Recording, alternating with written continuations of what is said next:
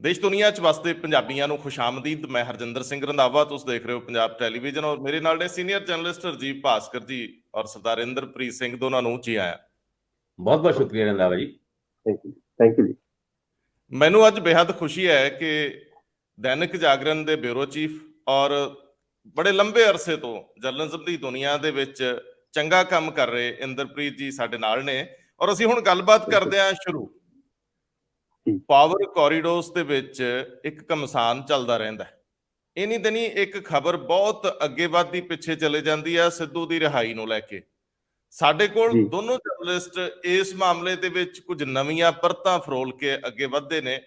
ਅੱਜ ਕਾਫੀ ਸਟੋਰੀਜ਼ ਅੱਗੇ ਆਈਆਂ ਨੇ, ਪ੍ਰਕਾਸ਼ਿਤ ਹੋਈਆਂ, ਵੱਡੀਆਂ ਅਖਬਾਰਾਂ ਨੇ ਵੀ ਕੀਤੀਆਂ, ਕਿੱਦਾਂ ਫਾਈਲ ਰੁਲਦੀ ਰਹੀ ਜਾਂ ਕਿਵੇਂ ਇਹ ਸੰਭਵ ਨਹੀਂ ਹੋਊਗਾ। ਇਹ ਸਾਰੀਆਂ ਦੇ ਦਰਮਿਆਨ ਚੋਂ ਲੰਘਦਿਆਂ ਕੁਝ ਨਵੇਂ ਤੱਥ ਪੇਸ਼ ਕਰਦੇ ਆ, ਤੁਹਾਡੇ ਨਾਲ ਸਾਂਝ ਪਾਉਂਦੇ ਆ।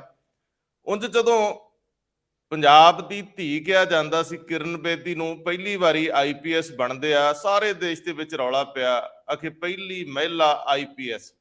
ਹੁਣ ਸਾਡੇ ਇਕੱਠੇ ਦੋ ਮਹਿਲਾ IPS DGP ਬਣ ਗਿਆ। DGP ਵੈਸੇ ਪੰਜਾਬ ਦੇ ਵਿੱਚ ਕਾਫੀ ਸਾਰੇ ਬਣ ਗਏ ਔਰ ਉਹਨਾਂ ਦੇ ਵਿੱਚੋਂ ਕਾਫੀ ਚੰਗੇ ਲੋਕ ਨੇ। ਵੈਸੇ ਤਾਂ ਕਿਸੇ ਦੀ ਵੀ ਜ਼ਿੰਦਗੀ ਦੇ ਵਿੱਚ ਉਹਨੂੰ ਸਿਖਰਲੇ ਅਹੁਦੇ ਦਾ ਮਾਣ ਸਭ ਤੋਂ ਵੱਡਾ ਮਾਣ ਹੁੰਦਾ ਹੈ, ਲੇਕਿਨ ਇਹਦੇ ਵੀ ਥੱਲੇ ਕੁਝ ਪਰਤਾਂ ਹੁੰਦੀਆਂ ਨੇ। ਅਸੀਂ ਉਹਨਾਂ ਪਰਤਾਂ ਤੱਕ ਜਾਵਾਂਗੇ, ਸਾਰਿਆਂ ਨੂੰ ਵਧਾਈ ਦਿੰਦੇ ਆ। ਜਦੋਂ ਅੱਗੇ ਗੱਲ ਤੁਰਦੀ ਹੈ ਤੇ ਮੁੱਖ ਮੰਤਰੀ ਸਾਹਿਬ ਦਾ ਕਾਫਲਾ ਬੰਬੇ 'ਚ ਰੁਕਿਆ ਹੋਇਆ। ਕਪਿਲ ਸ਼ਰਮਾ ਦੇ ਘਰ ਦੀਆਂ ਸੁਰਖੀਆਂ ਦੇ ਨਾਲ ਜਿੰਨੇ ਇਨਵੈਸਟਰ ਨੇ, ਵੱਡੀਆਂ ਕੰਪਨੀਆਂ ਤੇ ਘਰਾਣੇ ਆ, ਉਹਨਾਂ ਨਾਲ ਵੀ ਤਸਵੀਰਾਂ ਨੇ। ਆਮ ਘਰ ਦੇ ਪੁੱਤ ਦੀਆਂ ਫੋਟੋਆਂ ਜਦੋਂ ਅੰਬਾਨੀਆਂ ਅਡਾਨੀਆਂ ਨਾਲ ਆਉਣਗੀਆਂ, ਖਬਰ ਤਾਂ ਬਣਾਉਣੀ ਬਣਦੀ ਹੈ, ਤਕਲੀਫ ਹੁੰਦੀ ਹੈ।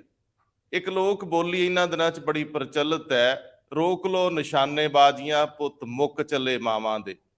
ਕੈਨੇਡਾ 'ਚ ਹਾਰਟ ਅਟੈਕ ਕਿਉਂ, ਬਾਈਆਂ ਚੌਵੀਆਂ 'ਚ ਹਾਰਟ ਅਟੈਕ ਕਿਉਂ?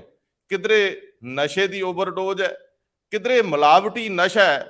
ਪੰਜਾਬ ਦੀ ਧਰਤੀ ਤੋਂ ਸੁੱਖ ਮੰਗਦੇ ਤੌਰ ਤੇ ਔਰ ਅਗਲੇ ਬੰਨੇ ਦੈਂਤ ਵੱਢ ਖਾਣੇ ਬੈਠੇ ਹੋਣ। ਗੱਲ ਬਣਦੀ ਆ, ਇੰਦਰਪ੍ਰੀਤ ਜੀ ਨੇ ਸਟੋਰੀ ਫਾਈਲ ਕੀਤੀ ਇਹਦੇ ਉੱਤੇ, ਇੱਕ ਉਹਦਾ ਵੀ ਜ਼ਿਕਰ ਕਰਦੇ ਆ। ਪ੍ਰਤਾਪ ਸਿੰਘ ਬਾਜਵਾ, ਸੁਖਪਾਲ ਖਹਿਰਾ ਤੇ ਸੁਖ ਸਰਕਾਰੀਆ ਕੱਲ ਸੰਧਵਾ ਸਾਹਿਬ ਨੂੰ ਜਾ ਮਿਲਦੇ ਆ, ਵਿਧਾਨ ਸਭਾ ਦੇ ਸਪੀਕਰ ਨੂੰ। ਮਾਮਲਾ ਸੈਸ਼ਨ ਨੂੰ ਲੈ ਕੇ ਆ, ਇੰਨਾ ਹੁੰਦਾ ਤੇ ਗੱਲ ਰੁਕ ਜਾਂਦੀ, ਪਰ ਜਦੋਂ ਸੁਖਪਾਲ ਸਿੰਘ ਖਹਿਰਾ ਇੱਕ ਤਾਲ ਠੋਕ ਦਿੰਦੇ ਆ ਕਿ ਬਾਹਰਲੇ ਸੂਬਿਆਂ ਚੋਂ ਆਇਆਂ ਨੂੰ ਇੱਥੇ ਜ਼ਮੀਨ ਖਰੀਦਣ ਤੇ ਰੋਕ ਲਾਉਣ ਦਾ ਬਿੱਲ ਮੈਂ ਪੇਸ਼ ਕਰਨਾ ਚਾਹੁੰਦਾ। ਸਾਡੇ ਪੰਜਾਬ ਦੇ ਵਿੱਚ ਦਹਾਕਿਆਂ 'ਚ ਪਿਛਲਿਆਂ 'ਚ 50 ਲੱਖ ਬੰਦਾ ਵਸ ਗਿਆ, ਸਾਡੇ ਲਈ ਮੌਕੇ ਨਹੀਂ ਬਚੇ। ਦੂਜੀਆਂ ਸਟੇਟਾਂ ਰਾਹ ਬੰਦ ਕਰਕੇ ਬੈਠੀਆਂ, ਸਾਡੇ ਵੀ ਕਰੀਏ। ਇਹਨਾਂ ਸਾਰੀਆਂ ਗੱਲਾਂ ਤੇ ਅੱਗੇ ਤੁਰਦੇ ਆ। ਰੌਲੇ ਤਾਂ ਹੋਰ ਬੜੇ ਕਿ ਪੰਜਾਬ ਦੀ ਝਾਕੀ ਇਹ ਸਾਡੀ 26 ਜਨਵਰੀ 'ਚ ਕਿਉਂ ਨਹੀਂ ਹੈ, ਦੇਸ਼ ਦੀ ਪਰੇਡ ਦੇ ਵਿੱਚ। ਤੇ ਇੱਥੇ ਹੀ ਇੱਕ ਰੌਲਾ, ਕੱਲ ਇੱਕ ਸਿਟਿੰਗ MLA ਕਾਂਗਰਸ ਦੇ ਪਾੜਾ ਸਾਹਿਬ, ਉਹਨਾਂ ਦੇ ਘਰ ਦੀ ਪਮੈਸ਼ ਹੋ ਰਹੀ ਸੀ। ਘਰ ਤਾਂ ਸੋਹਣਾ ਬਣਿਆ ਹੋਇਆ, ਵਿਜੀਲੈਂਸ ਵੀ ਘੱਟ ਨਹੀਂ ਕਰਦੀ, ਤੇ ਨਸ਼ਿਆਂ ਦੇ ਮਾਮਲੇ 'ਚ ਇੱਕ ਸਰਪੰਚ ਰਾਣੋ ਦਾ ਜ਼ਿਕਰ ਹੁੰਦਾ ਸੀ, ਉਹਦੀ ਪ੍ਰਾਪਰਟੀ ਅਟੈਚ ਕਰ ਲਈ ਗਈ। ਸਭ ਤੋਂ ਪਹਿਲਾਂ ਭਾਸਕਰ ਸਾਹਿਬ ਮੈਨੂੰ ਦਿਓ ਆਗਿਆ, ਚੱਲੀਏ ਆਪਾਂ ਇੰਦਰਪ੍ਰੀਤ ਜੀ ਕੋਲ।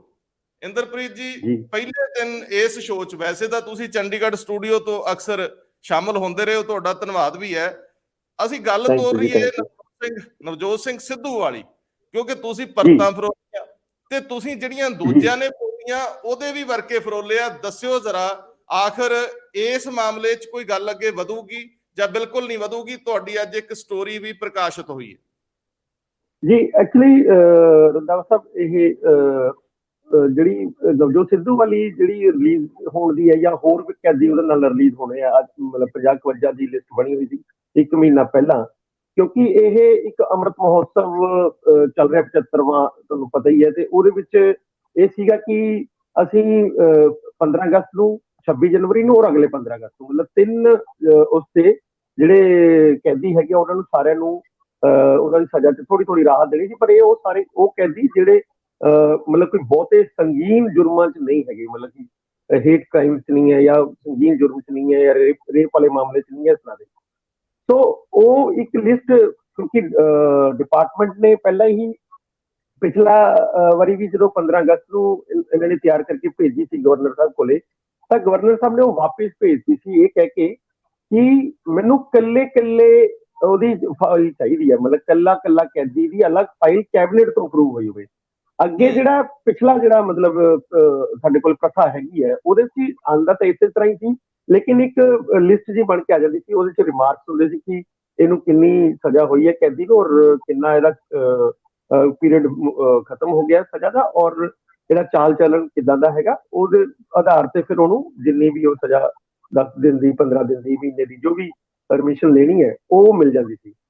ਲੇਕਿਨ ਔਰ ਪਿਛਲੀ ਵਾਰ ਜਿਹੜੀ ਪਿਛਲਾ 15 ਅਗਸਤ ਨਿਕਲ ਗਿਆ 22 ਵਾਲਾ, ਉਹਦੇ 'ਚ ਪ੍ਰਥਾ ਜਿਹੜੇ ਮੌਜੂਦਾ ਗਵਰਨਰ ਹੈਗੇ ਹੈ ਉਹਨਾਂ ਨੇ ਤੋੜਤੀ।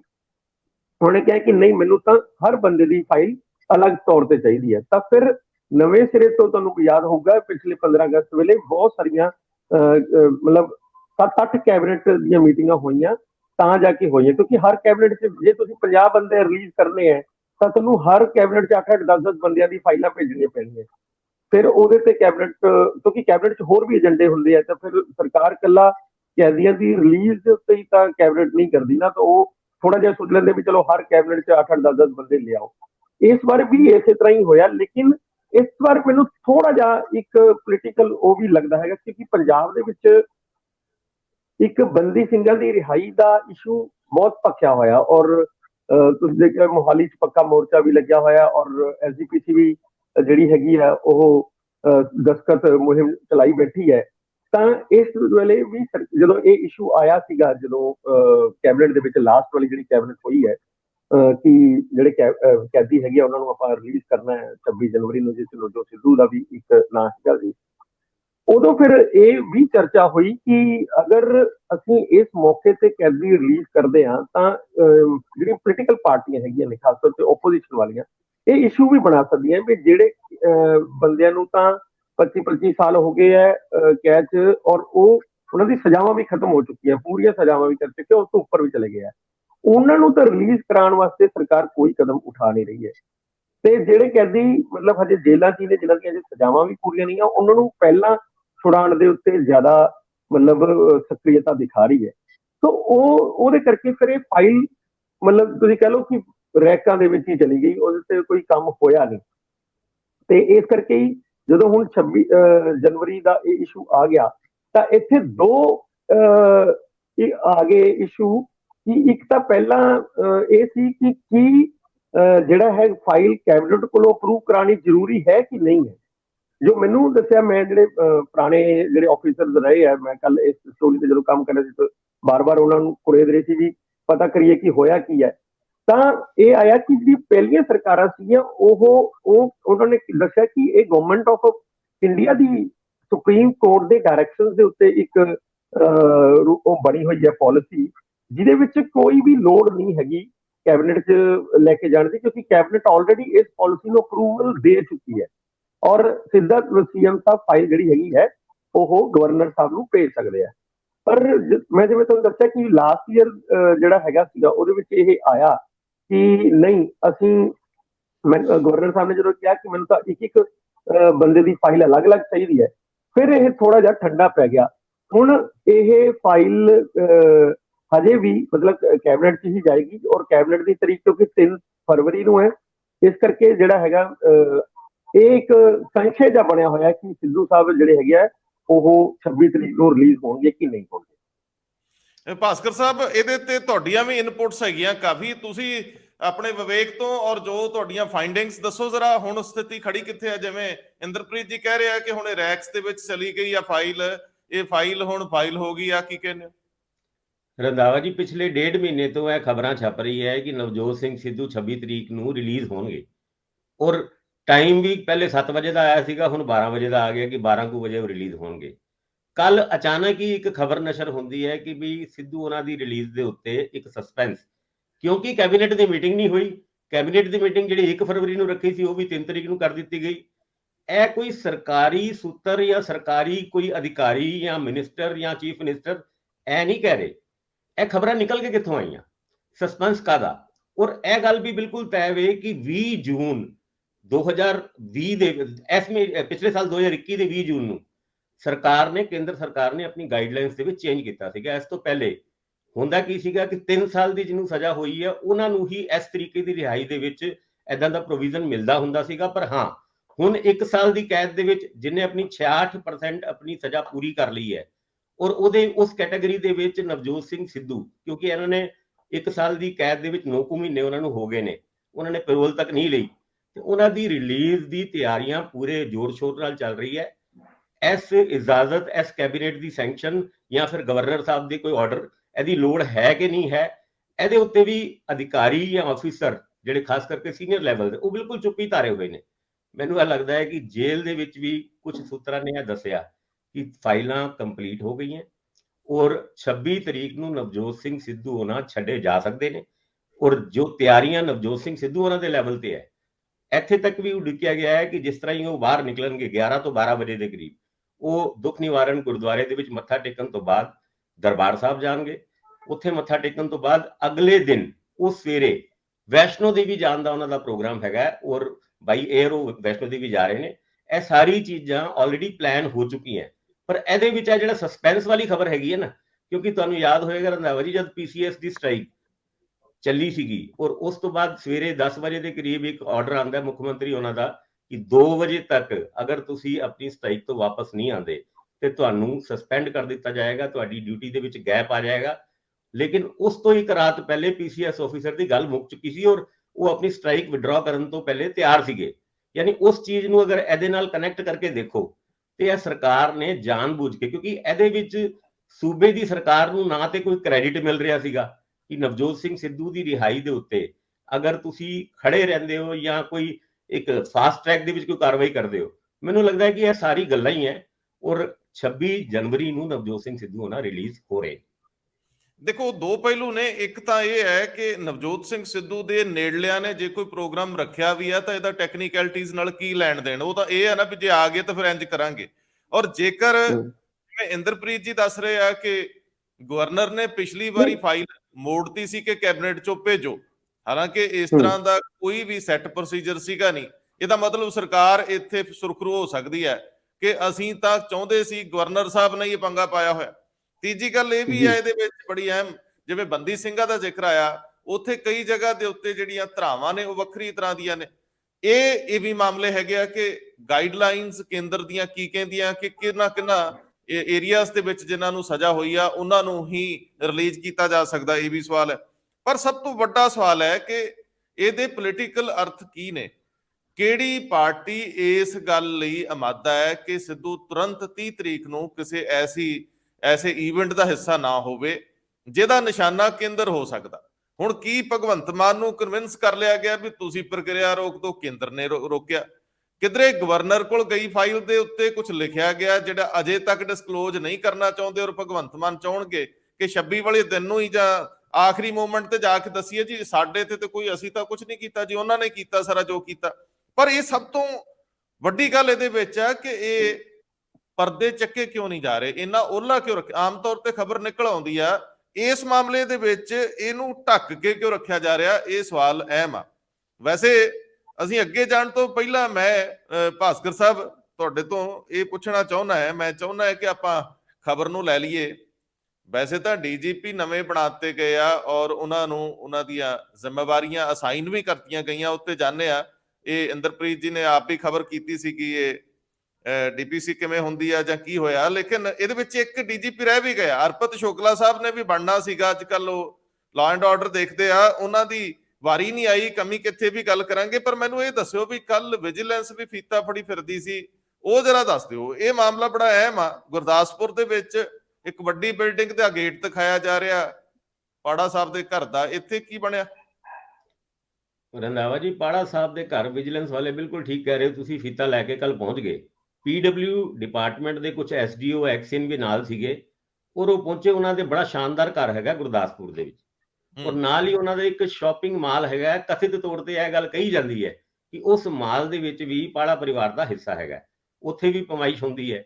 ਪਮਾਇਸ਼ ਕਰਨ ਤੋਂ ਬਾਅਦ ਵਰਿੰਦਰਮੀਤ ਸਿੰਘ ਪਾੜਾ, ਉਹਨਾਂ ਦੇ ਪਿਤਾ, ਉਹਨਾਂ ਦੇ ਨਾਲ ਵੀ ਪੁੱਛਗਿੱਛ ਹੁੰਦੀ ਹੈ ਔਰ ਉਹਨਾਂ ਦੇ ਜਿਹੜੇ ਫਾਦਰ ਹੈਗੇ ਨੇ ਉਹ ਗੁਰਮੀਤ ਸਿੰਘ ਹੈ ਔਰ ਭਰਾ ਹੈਗੇ ਨੇ ਬਲਜੀਤ ਸਿੰਘ। ਇਹ ਜਿਹੜੇ ਬਲਜੀਤ ਸਿੰਘ ਹੈਗੇ ਆ ਉੱਥੇ ਦੀ ਮਿਊਨਿਸਪਲ ਕਾਰਪੋਰੇਸ਼ਨ ਦੇ ਚੇਅਰਮੈਨ ਵੀ ਹੈਗੇ ਨੇ।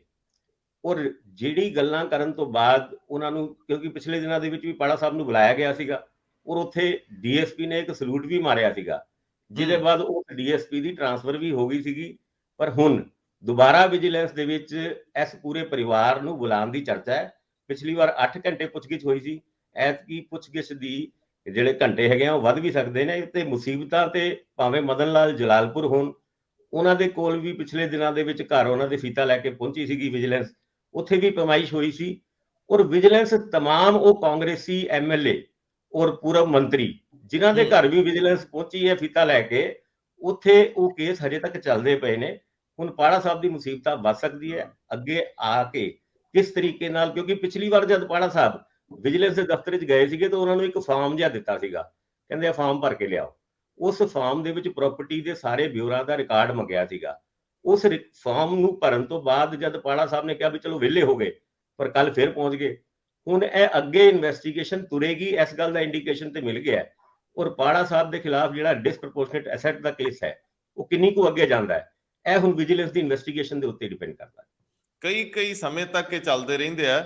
ਵੈਸੇ ਜਿਹੜਾ ਤੁਸੀਂ ਉਹਨਾਂ ਦਾ ਮਾਲ ਕਿਹਾ, ਮੈਨੂੰ ਲੱਗਦਾ ਨਹੀਂ ਇਹ ਮਾਲ ਦੇ ਉੱਤੇ ਅਜੇ ਹੱਕ ਸਥਾਪਿਤ ਹੋਣਾ ਹੈ ਕਿਹਦਾ ਹੈ। ਇਹ ਇੰਜ ਕਿਹਾ ਗਿਆ ਕਿ ਪੈਸਾ ਲੱਗਿਆ ਹੋ ਸਕਦਾ, ਸੋ ਆਪਾਂ ਇਹਨੂੰ ਥੋੜਾ ਜਿਹਾ ਦਰੁਸਤ ਕਰ ਦਈਏ ਕਿ ਅਜੇ ਇਹ ਐਸਟੈਬਲਿਸ਼ ਹੋਣਾ ਹੈ ਕਿ ਮਾਲ ਕਿਹਦਾ ਹੈ। ਵੈਸੇ ਅਗਲੇ ਪਮੈਸ਼ ਕਰ ਲਈ, ਖਲੋ ਤਾਂ ਲੋਕ ਵਹਿੰਦੇ ਹੁੰਦੇ ਇਹਨਾਂ ਮੌਕਿਆਂ ਤੇ। ਮੈਨੂੰ ਯਾਦ ਹੈ ਕੈਪਟਨ ਅਮਰਿੰਦਰ ਸਿੰਘ ਦਾ ਉਹ ਦੌਰ, ਜਦੋਂ ਬਾਦਲਾਂ ਦੀਆਂ ਪ੍ਰਾਪਰਟੀਆਂ ਮਿਲਣ ਲਈ ਇਹ ਉਹ ਗੁੜਗਾਉਂ ਤੱਕ ਜਾ ਪਹੁੰਚੇ ਸੀ। ਵੈਸੇ ਇੰਦਰਪ੍ਰੀਤ ਜੀ, ਵਰਿੰਦਰ ਕੁਮਾਰ ਏਡੀਜੀਪੀ ਜਿਹੜੇ ਸੀ ਕੱਲ ਤੱਕ ਸਵੇਰ ਤੱਕ, ਹੁਣ ਉਹ ਡੀਜੀਪੀ ਬਣ ਚੁੱਕੇ, ਉਹਨਾਂ ਨੂੰ ਵਧਾਈ। ਕਿਉਂਕਿ ਵਿਜੀਲੈਂਸ ਦੇ ਮਾਮਲੇ 'ਚ ਸਰਕਾਰ, ਮੈਨੂੰ ਲੱਗਦਾ ਸਾਰੀ ਜਿੰਨੀ ਹੁਣ ਤੱਕ ਦੀ ਕਵਾਇਦ ਆ ਉਹਦੇ ਵਿੱਚ ਇਹੀ ਇੱਕ ਮਹਿਕਮਾ ਵਿਜੀਲੈਂਸ ਬਿਊਰੋ ਜਿਹੜਾ ਸਰਕਾਰ ਨੂੰ ਕੁਝ ਸੁੱਖ ਦਾ ਸਾਹ ਦਿਵਾਉਂਦਾ, ਜਿਹੜਾ ਵੱਡੀ ਖਬਰ ਬਣਾਉਂਦਾ ਹੈ, ਜਿਹਨੇ ਇਸ ਸਰਕਾਰ ਨੂੰ ਚੱਜ ਨਾਲ ਚੱਲਦੀ ਰੱਖਿਆ ਵੀ ਕੋਈ ਮਿਸ਼ਨ ਤਾਂ ਹੈਗਾ। ਸੋ ਵਰਿੰਦਰ ਕੁਮਾਰ ਨੂੰ ਆਪਾਂ ਦਿੰਦੇ ਆ ਡੀਜੀਪੀ ਬਣਨ ਦੀ ਵਧਾਈ। ਮੈਨੂੰ ਲੱਗਦਾ ਇਹ ਕੰਮ ਹੋਰ ਵੀ ਤੇਜ਼ ਹੋ ਸਕਦਾ ਹੈ। ਹੁਣ ਤੁਸੀਂ ਡੀਜੀਪੀਜ਼ ਵਾਲਾ ਮਾਮਲਾ ਦੱਸਿਓ, ਕਾਫੀ ਡੀਜੀਪੀ ਪੰਜਾਬ ਦੇ ਵਿੱਚ ਬਣ ਗਿਆ, ਕਾਫੀ ਵਿਅਕਤੀ ਉਹ ਨੇ ਜਿਨ੍ਹਾਂ ਨੇ ਬੜੀਆਂ ਅਹਿਮ ਜ਼ਿੰਮੇਵਾਰੀਆਂ ਬੀਤੇ 'ਚ ਨਿਭਾਈਆਂ ਨੇ। ਔਰ ਜ਼ਿੰਦਗੀ ਦਾ ਇਹ ਬੜਾ ਮੁਕਾਮ ਹੁੰਦਾ ਅਹਿਮ, ਜਦੋਂ ਤੁਹਾਨੂੰ ਸਿਖਰਲਾ ਅਹੁਦਾ ਮਿਲ ਜੇ। ਕਦੇ ਇਹ ਇਕੱਲੇ ਇੱਕ ਡੀਜੀਪੀ ਤੱਕ ਮਹਿਦੂਦ ਹੁੰਦਾ ਸੀ, ਕਿਸੇ ਦੀ ਵਾਰੀ ਨਹੀਂ ਸੀ ਆਉਂਦੀ ਹੁੰਦੀ।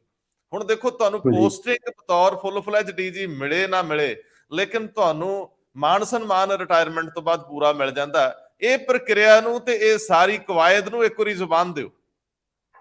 ਦੇਖੋ ਵਰਿੰਦਾਵਾ ਜੀ, ਇਹ ਹੈ ਕਿ ਜਿਹੜੇ ਸਾਡੇ ਹੁਣ ਸਿਸਟਮ ਜਿਹੜੇ ਇਸ ਤਰ੍ਹਾਂ ਦੇ ਐਸਟੈਬਲਿਸ਼ ਹੋਈ ਜਾ ਰਹੇ ਆ, ਉਹ ਬਾਣੀ ਇਸ ਤਰ੍ਹਾਂ ਦੀ ਹੈ ਕਿ ਪੋਸਟਾਂ ਤੇ ਤਾਂ ਡਿਪੈਂਡ ਹੀ ਨਹੀਂ ਹੈਗੀ। ਪੋਸਟਾਂ ਕਿੰਨੀਆਂ ਨੇ ਤੇ ਤੁਹਾਨੂੰ ਬੰਦੇ ਉੱਪਰ ਕਿੰਨੇ ਪ੍ਰਮੋਟ ਕਰ ਰਹੇ ਆ। ਹੁਣ ਤਾਂ ਸਿਰਫ ਇਹ ਹੈ ਕਿ ਤੁਸੀਂ ਉਹ 30 ਸਾਲ ਦੀ ਜਿਹੜੀ ਸਰਵਿਸ ਹੈ ਉਹ ਪੂਰੀ ਕੀਤੀ ਤਾਂ ਤੁਸੀਂ ਅੱਗੇ ਪ੍ਰਮੋਟ ਹੋ ਗਏ।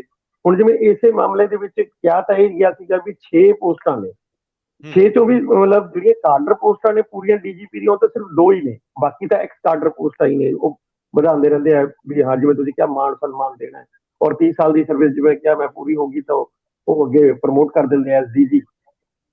ਤਾਂ ਹੁਣ ਜਿੰਨਾ ਇਹ ਕਿਉਂਕਿ ਇਹ 30 ਸਾਲ ਪਹਿਲਾਂ, ਯਾਨੀ ਕਿ ਜਦੋਂ ਪੰਜਾਬ 'ਚ ਅੱਤਵਾਦ ਦਾ ਦੌਰ ਸੀ, ਉਦੋਂ ਜ਼ਰੂਰ ਸਾਨੂੰ ਕੁਝ ਜ਼ਿਆਦਾ ਮਤਲਬ ਮਿਲੇ ਆ ਆਈਪੀਐਸ।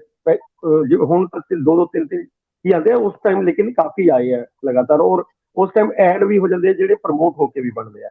ਇਹਨਾਂ 'ਚ ਤਾਂ ਹਾਲਾਂਕਿ ਕੋਈ ਇਸ ਤਰ੍ਹਾਂ ਦਾ ਨਹੀਂ ਹੈ, ਕਿਉਂਕਿ ਪ੍ਰਮੋਟੀ ਸਿਰਫ ਏਡੀਜੀ ਤੱਕ ਤਾਂ ਪਹੁੰਚ ਜਾਂਦੇ, ਉਸ ਤੋਂ ਉੱਪਰ ਡੀਜੀ ਮੈਂ ਬਹੁਤ ਹੀ ਘੱਟ ਬਣਦੇ ਦੇਖਿਆ ਕਿ ਉਹ ਡੀਜੀਪੀ ਦੇ ਉਹਦੇ ਤੱਕ ਚਲੇ ਜਾਣ। ਤਾਂ ਲੇਕਿਨ ਐਡ ਜ਼ਰੂਰ ਹੋ ਜਾਂਦੇ ਆ ਉਹਦੇ ਵਿੱਚ। ਤਾਂ ਉਹਦਾ ਮਤਲਬ ਇਹ ਜਿਹੜਾ ਸਿਸਟਮ ਹੈ ਨਾ ਸਾਡਾ, ਇਹ ਬਣ ਹੀ ਏਦਾਂ ਗਿਆ। ਹੁਣ ਇਸ ਸੀ ਵੀ ਜਦੋਂ ਡੀਪੀਸੀ ਹੋਈ ਉਦੋਂ ਤਾਂ ਸਿਰਫ 6 ਦੀ ਉਹਦੀ ਹੋਈ ਸੀ ਕਿ 6 ਬਣਾ ਦਿੰਦੇ ਆ ਤੇ 2 ਅਜੇ ਸਾਡੇ ਕੋਲ ਪੋਸਟਾਂ ਨਹੀਂ ਹੈ, ਤਾਂ ਉਹ ਅਗਲੇ ਜਦੋਂ 2 ਪਿਛਲੇ ਰਿਟਾਇਰ ਹੋਣਗੇ ਤਾਂ ਅਗਲੇ ਡੀਜੀ ਬਣ ਜਾਣਗੇ। ਪਰ ਜੋ ਮੈਨੂੰ ਮੇਰੇ ਸੋਰਸਿਸ ਨੇ ਦੱਸਿਆ ਕਿ ਫਿਰ ਉਹ ਦੋਨੋਂ ਡੀਜੀ ਵੀ ਗਏ ਹੈਗੇ ਆ, ਚੀਫ ਮਿਨਿਸਟਰ ਸਾਹਿਬ ਨੂੰ ਮਿਲੇ ਆ ਵੀ ਤੁਸੀਂ ਪੂਰੇ ਦਾ ਪੂਰਾ ਜਿਹੜਾ ਬੈਚ ਹੈ 93 ਬੈਚ ਜਿਹੜਾ ਹੈਗਾ ਉਸ ਤੱਕ ਪੂਰੀ ਕਰ ਦਿਓ। ਤਾਂ ਉਹਨਾਂ ਦੇ ਮਾਮਲੇ 'ਚ ਇੱਕ ਸ਼ਾਇਦ ਅਰਪਿਤ ਸ਼ੁਕਲਾ ਜੀ ਦੇ ਮਾਮਲੇ 'ਚ ਇੱਕ ਕੇਸ ਵੀ ਸ਼ਾਇਦ ਹੈ ਕੋਈ ਜੋ ਹਾਈ ਕੋਰਟ 'ਚ ਚੱਲ ਰਿਹਾ ਉਹਨਾਂ ਦੇ ਖਿਲਾਫ, ਤਾਂ ਉਹ ਆੜੇ ਆ ਗਿਆ ਤੇ ਜਿਹੜੇ ਟੋਕੇ ਰਹਿ ਗਏ ਸੀਗੇ ਉਹਨਾਂ ਨੂੰ ਤਾਂ ਉਹਨਾਂ ਨੇ ਬਣਾਤਾ। ਇਹਨਾਂ ਦਾ ਇੱਕ ਜਿਹੜਾ ਹੈਗਾ ਉਹ ਰਹਿ ਗਿਆ, ਜੋ ਮੈਨੂੰ ਲੱਗਦਾ ਕਿ ਜਦੋਂ ਵੀ ਹੁਣ ਜਾਂ ਤਾਂ ਕੇਸ ਦਾ ਕੋਈ ਨਿਪਟਾਰਾ ਹੋਏ ਉਸ ਤੋਂ ਬਾਅਦ, ਜਾਂ ਫਿਰ ਕੋਈ ਪੋਸਟ ਖਾਲੀ ਹੋਏ ਉਸ ਤੋਂ ਬਾਅਦ ਹੀ ਇਹਨਾਂ ਨੂੰ ਪ੍ਰਮੋਟ ਕੀਤਾ ਜਾਊਗਾ। ਪਰ ਇਹ ਜ਼ਰੂਰ ਹੈ ਕਿ ਟੌਪ ਇੰਨਾ ਹੈਵੀ ਹੋ ਗਿਆ ਕਿ ਥੱਲੇ ਜੇਕਰ ਅਸੀਂ ਕਹੀਏ ਸਾਡੇ ਕੋਲ ਆਫਿਸਰ ਹੈ ਨਹੀਂ ਹੈ ਕੰਮ ਕਰਨ ਲਈ, ਲੇਕਿਨ ਟੌਪ ਤੇ ਤੁਸੀਂ ਦੇਖੋ ਇਸ ਟਾਈਮ 14 ਤੋਂ ਉੱਪਰ ਡੀਜੀਪੀ ਹੋ ਚੁੱਕੇ ਆ, ਜਿਨ੍ਹਾਂ ਚੋਂ 3 ਦੇ ਕਰੀਬ ਜਿਹੜੇ ਹੈਗੇ ਆ, ਇੱਕ ਅਗਰ ਮੈਂ ਰਿਟਾਇਰੀ ਨੂੰ ਛੱਡਦਾ ਜਿਹੜੇ ਸਮਨ ਗੋਇਲ ਹੈਗੇ ਆ ਉਹ ਐਕਸਟੈਂਸ਼ਨ ਮਿਲੀ ਹੋਈ ਹੈ ਉਹਨਾਂ ਨੂੰ ਤਾਂ, ਲੇਕਿਨ 3 ਤਾਂ ਫੁੱਲ ਫਲੈਜ ਦੀ ਹੈਗੀ ਆ ਡੀਜੀ, ਔਰ ਉਸ ਤੋਂ ਬਾਅਦ 10 ਇੱਥੇ ਹੀ ਹੈਗੇ ਆ, ਮਤਲਬ 7 ਤਾਂ ਹੁਣ ਨਵੇਂ ਹੀ ਬਣੇ ਆ। ਉਸ ਤੋਂ ਇਲਾਵਾ ਜਿਹੜੇ ਇੱਥੇ ਆਲਰੇਡੀ 3-4 ਪਹਿਲਾਂ ਚੱਲ ਰਹੇ ਸੀਗੇ ਉਹ ਵੀ ਮਤਲਬ ਡੀਜੀ ਹੈਗੇ। ਤੁਸੀਂ ਦੇਖੋ ਕਿ ਕਿੰਨਾ ਟੌਪ ਹੈਵੀ ਹੈ। ਕਿਸੇ ਟਾਈਮ ਇੱਕ ਆਈਜੀ ਪੂਰੇ ਪੰਜਾਬ ਦਾ ਮਤਲਬ ਉਹ ਹੁੰਦਾ ਸੀ, ਉਹਦੇ ਵਿੱਚ ਮਹਾ ਪੰਜਾਬ ਹਰਿਆਣਾ ਵੀ ਸੀ ਸ਼ਾਮਲ ਤੇ ਹਿਮਾਚਲ ਵੀ ਸ਼ਾਮਲ, ਪਰ ਹੁਣ ਛੋਟਾ ਜਿਹਾ ਪੰਜਾਬ ਹੋ ਗਿਆ, ਲੇਕਿਨ ਪੋਸਟਾਂ ਉਹ ਡੀਜੀਪੀ ਦੀਆਂ ਉਨੀਆਂ ਹੀ ਵਧੀ ਜਾ ਰਹੀਆਂ। ਬਿਲਕੁਲ ਠੀਕ ਹੈ। ਕਈ ਵਾਰੀ ਪੋਲੀਟੀਸ਼ੀਅਨ ਬੜਾ ਦੁੱਖ ਰੋਂਦੇ ਭਾਸਕਰ ਸਾਹਿਬ ਇਸ ਮਾਮਲੇ 'ਚ ਕਿ ਅਸੀਂ ਤਾਂ 35 40 ਮਿਨਿਸਟਰ ਬਣਦੇ ਹੁੰਦੇ ਸੀ, ਸਾਨੂੰ ਤਾਂ ਘਟਾ ਕੇ 15 16 17 ਤੱਕ ਲੈਂਦਾ, ਤੇ ਪੁਲਿਸ ਤੇ ਬਾਕੀ ਅਹੁਦਿਆਂ ਦੇ ਵਿੱਚ ਵੇਖੋ ਕਿੰਨੇ ਐਡੀਸ਼ਨਲ ਚੀਫ ਸੈਕਟਰੀ ਤੇ ਸਾਡੇ ਜਿਹੜੇ ਅਹੁਦੇ ਘਟਾਤੇ। ਗੱਲ ਮਾੜੀ ਹੈ, ਗੱਲ ਧੱਕਾ। ਤੇ ਜੀ ਦੇਖੋ ਰੰਧਾਵਾ ਜੀ, ਡੀਜੀਪੀ ਜਿਸ ਤਰ੍ਹਾਂ ਇੰਦਰਪ੍ਰੀਤ ਉਹਨਾਂ ਨੇ ਵੀ ਕਿਹਾ ਹੈ ਕਿ ਟੌਪ ਹੈਵੀ, ਜਦ ਤੁਸੀਂ ਕੋਈ ਵੀ ਸੰਸਥਾ ਚਲਾਉਂਦੇ ਹੋ, ਸਰਕਾਰ ਚਲਾਉਂਦੇ ਹੋ ਜਾਂ ਫਿਰ ਕੋਈ ਐਨਜੀਓ ਜਿਹਦੀ ਟੌਪ ਹੈਵੀ ਹੁੰਦੀ ਹੈ ਨਾ, ਉਹਦੇ ਵਿੱਚ ਕਨਫਿਊਜ਼ਨ ਵੱਧਦਾ ਹੈ। ਹੁਣ ਸਰਕਾਰ ਚਲਾਉਣ ਦੇ ਵਿੱਚ ਹੁਣ 14 ਡੀਜੀਪੀ ਜਿਸ ਤਰ੍ਹਾਂ ਦੱਸਿਆ ਗਿਆ ਕਿ 14 ਡੀਜੀਪੀ ਹੋ ਗਏ, ਉਹਨਾਂ ਵਿੱਚੋਂ ਜਿਹੜੇ ਕੱਲ 7 ਪ੍ਰਮੋਟ ਹੋਏ ਨੇ, 7 ਵਿੱਚੋਂ 1 ਛੱਡ ਕੇ ਵਰਿੰਦਰ ਕੁਮਾਰ ਉਹਨਾਂ ਨੂੰ ਛੱਡ ਦਿਓ, ਤੇ ਬਾਕੀਆਂ ਨੂੰ ਕੋਈ ਬਹੁਤੀ ਵਧੀਆ ਪੋਸਟਿੰਗ ਨਹੀਂ ਮਿਲੀ। ਇਸ ਗੱਲ ਦੇ ਉੱਤੇ ਵੀ ਗੌਰ ਕਰਨ ਦੀ ਲੋੜ ਹੈਗੀ। ਔਰ ਦੂਜਾ, ਜਿਹੜੇ ਸਾਡੇ ਡੀਜੀਪੀ ਸਾਹਿਬ ਹੈਗੇ ਨੇ, ਉਹਨਾਂ ਦੇ ਅੱਗੇ ਹਜੇ ਵੀ ਆਫੀਸ਼ੀਏਟਿੰਗ ਲੱਗਦਾ ਹੈ, ਔਰ ਮੇਰੇ ਖਿਆਲ ਨਾਲ 4-5 ਮਹੀਨੇ ਤੋਂ ਬਾਅਦ ਉਹਨਾਂ ਨੂੰ ਡੀਜੀਪੀ ਬਣੇ ਹੋਏ ਹੋ ਗਏ ਨੇ। ਇਹ ਆਫੀਸ਼ੀਏਟਿੰਗ ਕਦੋਂ ਹੋ ਗਿਆ ਜੀ?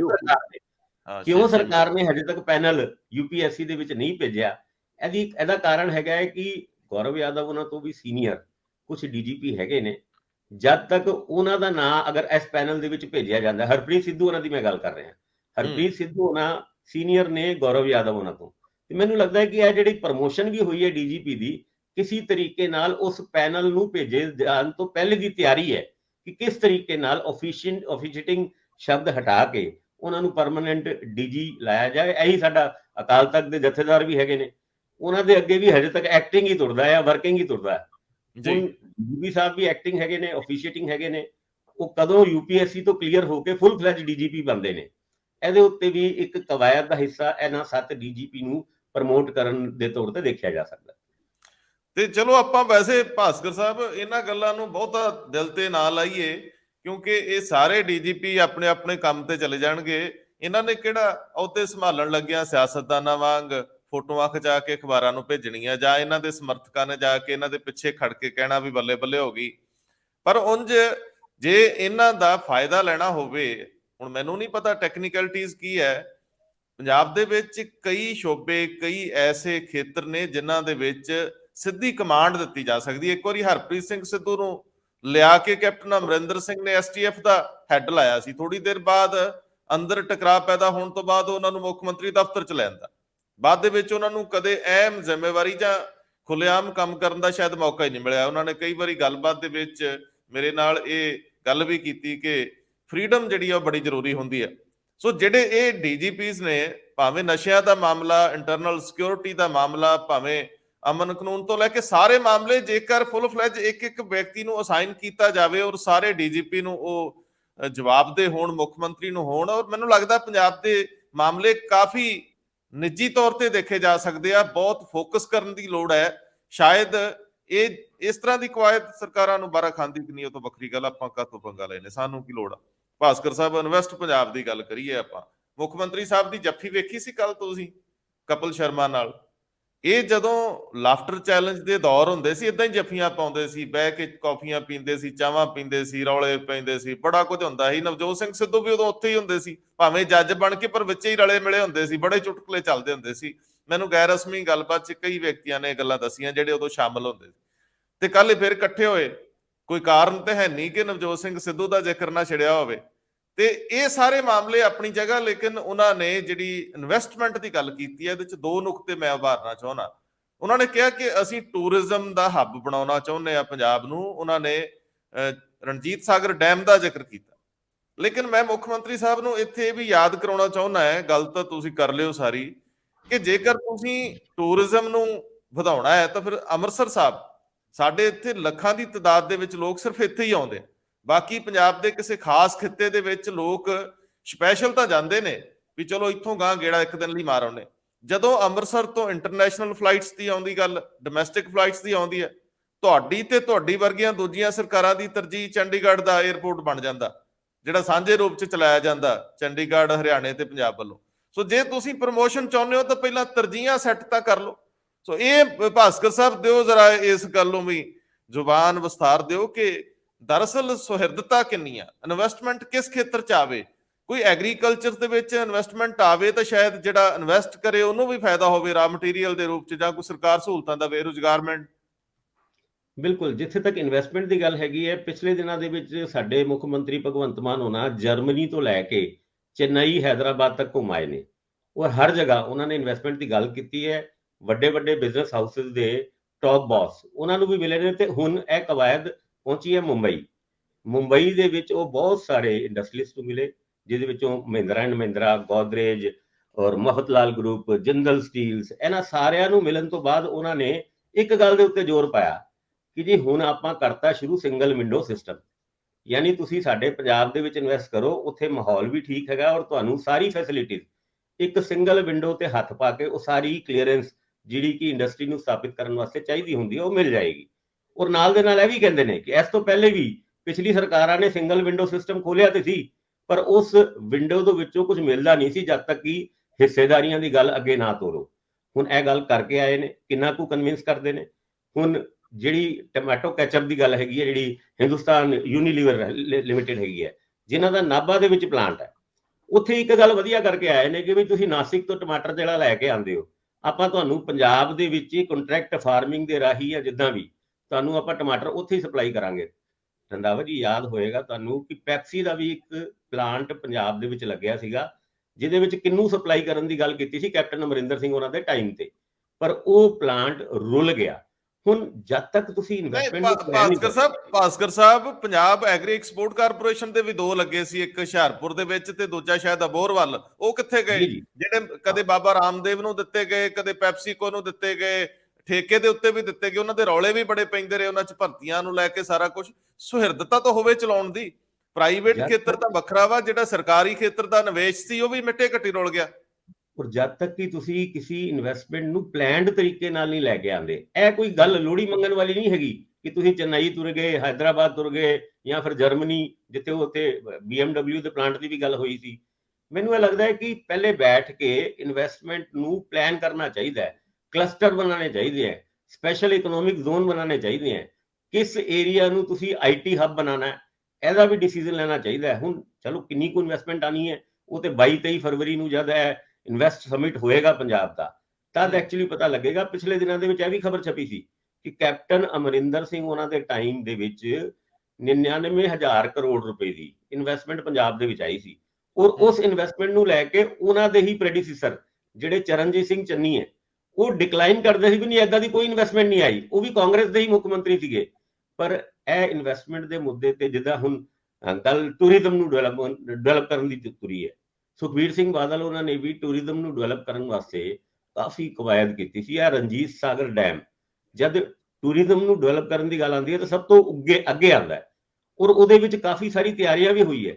ਪਿਛਲੇ ਦਿਨਾਂ ਦੇ ਵਿੱਚ ਬੋਟਿੰਗ ਸਿਸਟਮ ਨੂੰ ਠੇਕੇ ਤੇ ਦੇਣ ਵਾਸਤੇ ਇੱਕ ਟੈਂਡਰ ਜਿਹੜਾ ਰਣਜੀਤ ਸਾਗਰ ਡੈਮ ਦੇ ਵਾਸਤੇ ਬੁਲਾਇਆ ਗਿਆ ਸੀ, ਉਹਦੇ ਵਿੱਚ ਵੀ ਕਾਫੀ ਕੁਝ ਹੋਣ ਤੋਂ ਬਾਅਦ ਉਹ ਕੈਂਸਲ ਵੀ ਕਰ ਦਿੱਤਾ ਗਿਆ। ਔਰ ਰਣਜੀਤ ਸਾਗਰ ਡੈਮ ਹੋਏ, ਚੋਹਾਲ ਡੈਮ ਹੋਏ, ਇਹਨਾਂ ਦੇ ਵਿੱਚ ਟੂਰਿਜ਼ਮ ਪੁਆਇੰਟ ਆਫ ਵਿਊ ਨਾਲ ਪੰਜਾਬ ਦੇ ਵਿੱਚ ਬਹੁਤ ਕੁਝ ਹੈਗਾ, ਪਰ ਉਹਦੇ ਵਾਸਤੇ ਤੁਸੀਂ ਅਗਰ ਪਾਣੀ ਵਾਲੀ ਬੱਸਾਂ ਚਲਾਉਣ ਦੀ ਗੱਲ ਕਰੋ, ਉਹਦੀ ਜਗ੍ਹਾ ਤੁਸੀਂ ਘੜੂਕੇ ਚਲਾ ਦਿਓ ਤੇ ਬਾਅਦ ਚ ਉਹ ਬੱਸ ਕਿੱਥੇ ਗਈ ਅਜੇ ਤੱਕ ਪਤਾ ਨਾ ਲੱਗੇ। ਜੇ ਇਸ ਤਰੀਕੇ ਨਾਲ ਟੂਰਿਜ਼ਮ ਡਿਵੈਲਪ ਕਰਨਾ ਹੈ ਤੇ ਫਿਰ ਮੈਨੂੰ ਲੱਗਦਾ ਹੈ ਕਿ ਇਹ ਜਿਹੜਾ ਸੁਪਨਾ ਹੀ ਰਹਿ ਜਾਏਗਾ, ਕਿਉਂਕਿ ਪਲਾਨਡ ਇਨਵੈਸਟਮੈਂਟ ਦੇ ਜ਼ਰੀਏ ਜੇ ਪੰਜਾਬ ਨੂੰ ਡਿਵੈਲਪ ਕੀਤਾ ਜਾਏ ਤੇ ਸਭ ਕੁਝ ਹੋ ਸਕਦਾ ਹੈ।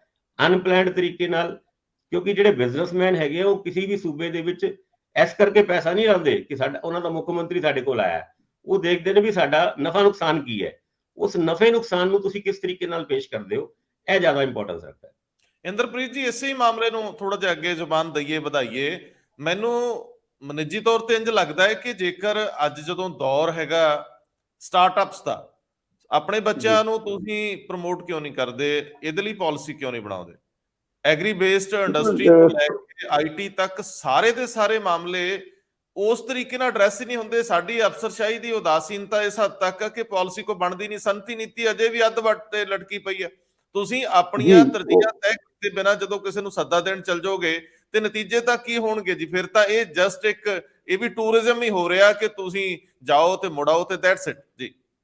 ਜੀ ਬਿਲਕੁਲ ਠੀਕ ਗੱਲ ਕਹਿ ਰੰਧਾਵਾ ਸਾਹਿਬ ਤੁਸੀਂ। ਮਤਲਬ ਮੈਂ ਤੁਹਾਨੂੰ ਇਸ ਤੇ ਹੀ ਇਸ ਗੱਲ ਲਈ ਭਾਸਕਰ ਸਾਹਿਬ ਦੀ ਗੱਲ ਵੀ ਥੋੜਾ ਜਿਹਾ ਅੱਗੇ ਵਧਾਉਣਾ ਚਾਹੁੰਦਾ ਕਿ ਜਿਹੜੀ ਤੁਸੀਂ ਗੱਲ ਕੀਤੀ ਹੈ ਕਿ 23 ਤਰੀਕ ਨੂੰ ਸਬਮਿਟ ਹੋਣੀ ਹੈ, 23 ਫਰਵਰੀ ਨੂੰ। ਅੱਜ 23 ਜਨਵਰੀ ਹੋ ਗਈ, ਯਾਨੀ ਕਿ ਤੁਹਾਡੇ ਕੋਲ ਸਿਰਫ ਹੁਣ 31 ਦਿਨ ਰਹਿ ਗਏ ਆ ਜਿਹੜੇ ਮਤਲਬ ਜਦੋਂ ਸਬਮਿਟ ਮਤਲਬ ਤੁਸੀਂ ਮੁਕੰਮਲ ਕਰਨੀ ਹੈ ਆਪਣਾ, ਹੈ ਨਾ। ਤੇ ਤੁਹਾਡੇ ਕੋਲ ਹਜੇ ਤੱਕ ਇੰਡਸਟਰੀਅਲ ਪਾਲਿਸੀ ਨਹੀਂ ਹੈ। ਉਹ ਜਿਹੜੀ ਹੈਗੀ ਹੈ ਅਕਤੂਬਰ 17 ਦੀ ਖਤਮ ਹੋਈ ਪਈ ਹੈ, ਸੌਰੀ 17 ਅਕਤੂਬਰ 2022 ਦੀ ਉਹ ਖਤਮ ਹੋ ਗਈ ਹੈ, ਨਵੀਂ ਹਜੇ ਆਈ ਨਹੀਂ। ਤੁਸੀਂ ਜਦੋਂ ਕਿਸੇ ਇੰਡਸਟਰੀਅਲਿਸਟ ਕੋਲ ਜਾਂਦੇ ਹੋ ਤਾਂ ਅਗਲੇ ਪੁੱਛਦੇ ਹੀ ਤਾਂ ਹੈ ਜਿੰਨਾ ਜੀ ਤੁਸੀਂ ਸਾਨੂੰ ਕੀ ਦੇ ਰਹੇ ਹੋ, ਮਤਲਬ ਕੀ ਆਫਰ ਕਰ ਰਹੇ ਹੋ ਤਾਂ ਕਿ ਅਸੀਂ ਉੱਧਰ ਆਈਏ। ਬਿਲਕੁਲ ਠੀਕ ਗੱਲ ਹੈ ਇਹ ਕਿ ਕੋਈ ਵੀ ਇੰਡਸਟਰੀਅਲਿਸਟ ਜਿਹੜਾ ਹੈਗਾ ਉਹ ਬਿਨਾਂ ਆਪਣੇ ਲਾਭ ਹਾਨੀਆਂ ਨੂੰ ਦੇਖੇ ਹੋਏ ਇੱਥੇ ਨਹੀਂ ਆਏਗਾ। ਅਸੀਂ ਆਲਰੇਡੀ ਲੈਂਡਲੌਕ ਸਟੇਟ ਹਾਂ, ਮਤਲਬ ਅਸੀਂ ਪਾਕਿਸਤਾਨ ਅਸੀਂ ਜਾ ਨਹੀਂ ਸਕਦੇ।